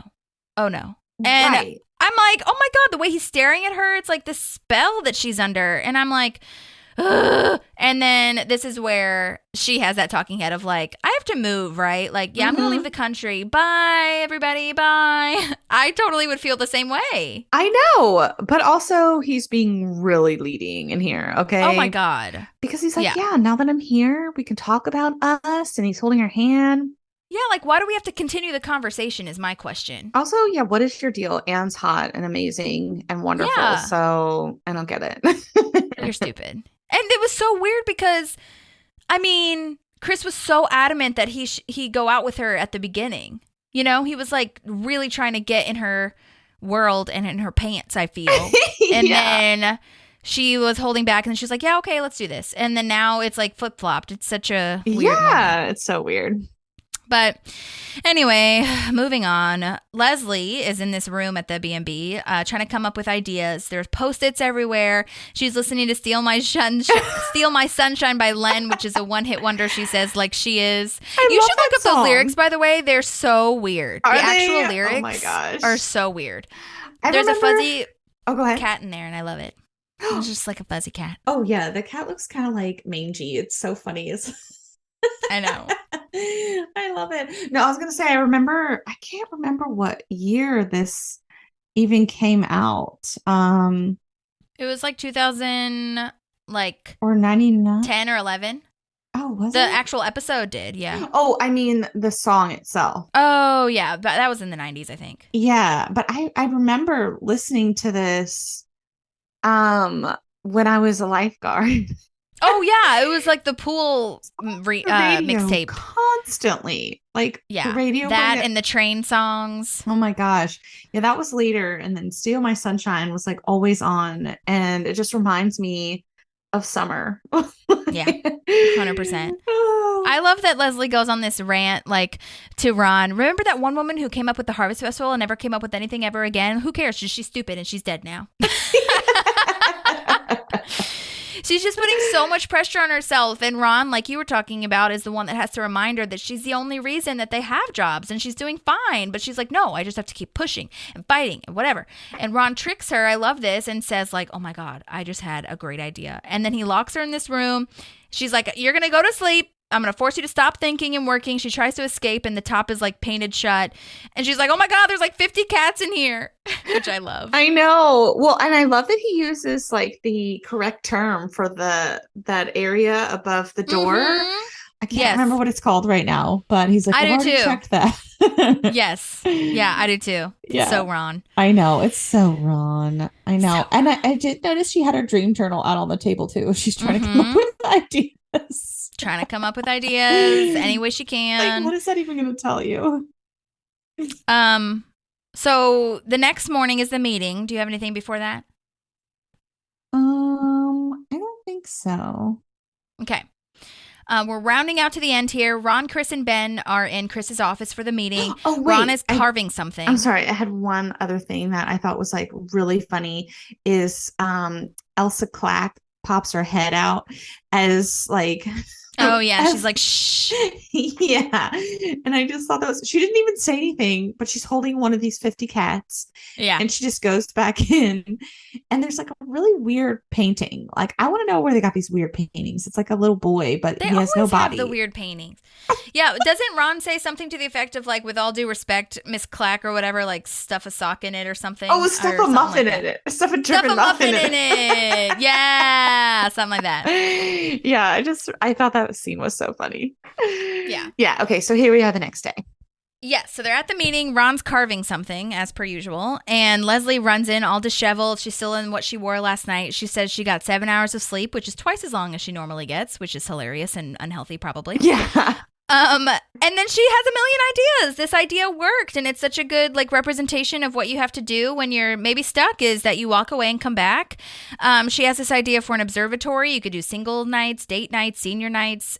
You could do a citywide yard sale. There's like 100,000 things that she has going on. And then I love when Ron smiles and kind of smirks, and so does Ben. But Ron especially is like, okay, like, I'm going to leave now. And she's like, bye, Ron. Yeah, I love this that was part. all me. Yeah. Yeah, like, you can leave now. I love this line, too, especially for her. I can't say that I necessarily... Actually, yeah, I do. I don't know. This whole thing where she says, like, you're only as good as the people that you work with. I think that is really cute because that's true in the sense that, like, they'll help you with ideas if that's the part that you're relating to, but also like the job can be kind of terrible, but as long as you like the people, I think like that's really helps. Yeah. So I much. know, I agree. And honestly, she wouldn't have been able to like come up with all those ideas if Ron hadn't locked her in there. So That's what I'm saying. That's what she means. She's like, it's whatever. And then she does that huge laugh and she opens her mouth really wide and she's like, oh my God, my breath is so bad. I know. But I just love this idea that, and this reminder that self-care is just as important as working. And in fact, one can't exist without the other. And you can't have good ideas unless you are rested and ready to fight. You know what I mean? Yeah. I don't even know how I would only sleep 3 hours a night. Oh my God, she's crazy. I know. Well, so now this lady at Elsa is at the bed and breakfast playing this harpsichord moment. This is the tag. Do you have anything before that? Mm-mm. Okay. Jerry is, again, so charmed. He's holding a cat. He's eating this muffin, which I guess is the German muffin that she was talking about. He's so into it. It's so weird. Yeah, and for I some love reason, this scene so much. It's like one of my favorite parts about this episode. I know. Well, and for some reason, Ben's the only other one in there. And Ben, like, is so creeped out and he tries to escape, but the door is locked and he walks. I love the way he walks back, like, with his shoulders kind of hunched, like, didn't make it. So many cats. And then he has this talking head afterwards. And it's like, yeah, she died like 20 minutes after that. I know. I just love this scene so much because, like, yeah, Jerry's holding this like cute little cat. The cat's loving it. This is the most cats I think we see in one scene, and they're just walking around playing. I feel like I've seen harpsichords. Is it a different musical instrument? Like I've seen ones that are like smaller than this. They like fit on your lap. Yeah, I think that's technically a different one. Oh, is it? Okay. But I can't remember what it is or yeah. Because this thing is huge. Yeah, it's like a piano type thing. Yeah. It's it's a different instrument, but it's like, I don't know. Okay. I can't remember how it goes though, or like what it's called. Yeah. But it's like technically, I don't know. I feel like it might be the difference between like a ukulele and like a mini guitar or something. Like it's not the same, but it's the same. Like, yeah. Okay. This says that it's called like a lap harp or something, like a harp, a zither lap harpsichord. And like you put the little things on your fingers like a banjo player would to pluck the strings. So yeah. Huh. I think that's what Madi meant. Like the harpsichord themselves, like what she's playing, are very rare. But those lap ones, I think I've seen, like not all the time. They're mostly at museums, but you know what I mean? Right. Yeah. Yeah. I want to know too. what Maddie said. Where did they even get this thing? Right.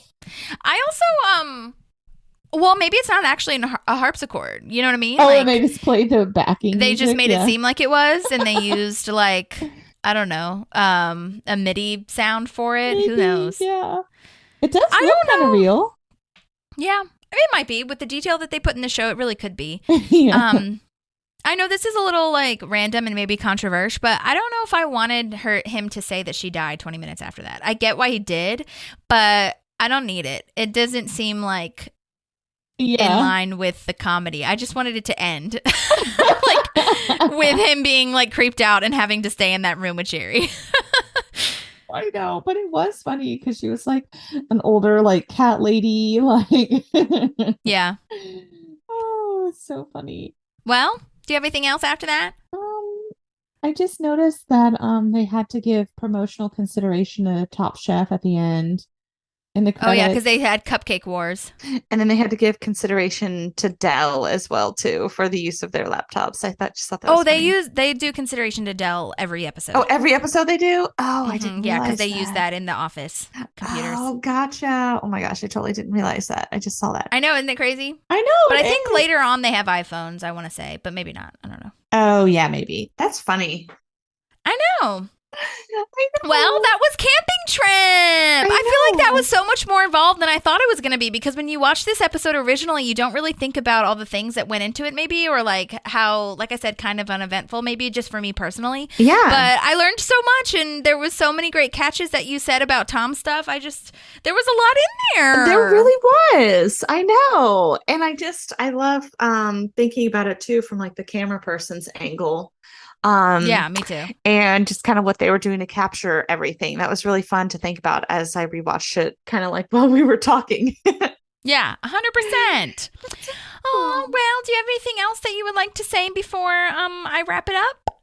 I just really love this episode, and it makes me laugh out loud at so many points. And I just really love it. I want to get a Quiet Me Corn too. t-shirt. Like, Okay, maybe we'll have to get and I'll get a little puffer jacket with the Parks and Rec logo on it for Christmas time. yeah, we need that.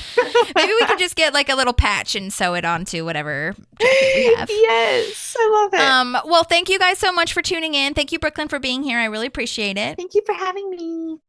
Thank you to Madi for sending in amazing summary and an amazing notes section. That was so cool. I love that we got to respond to that.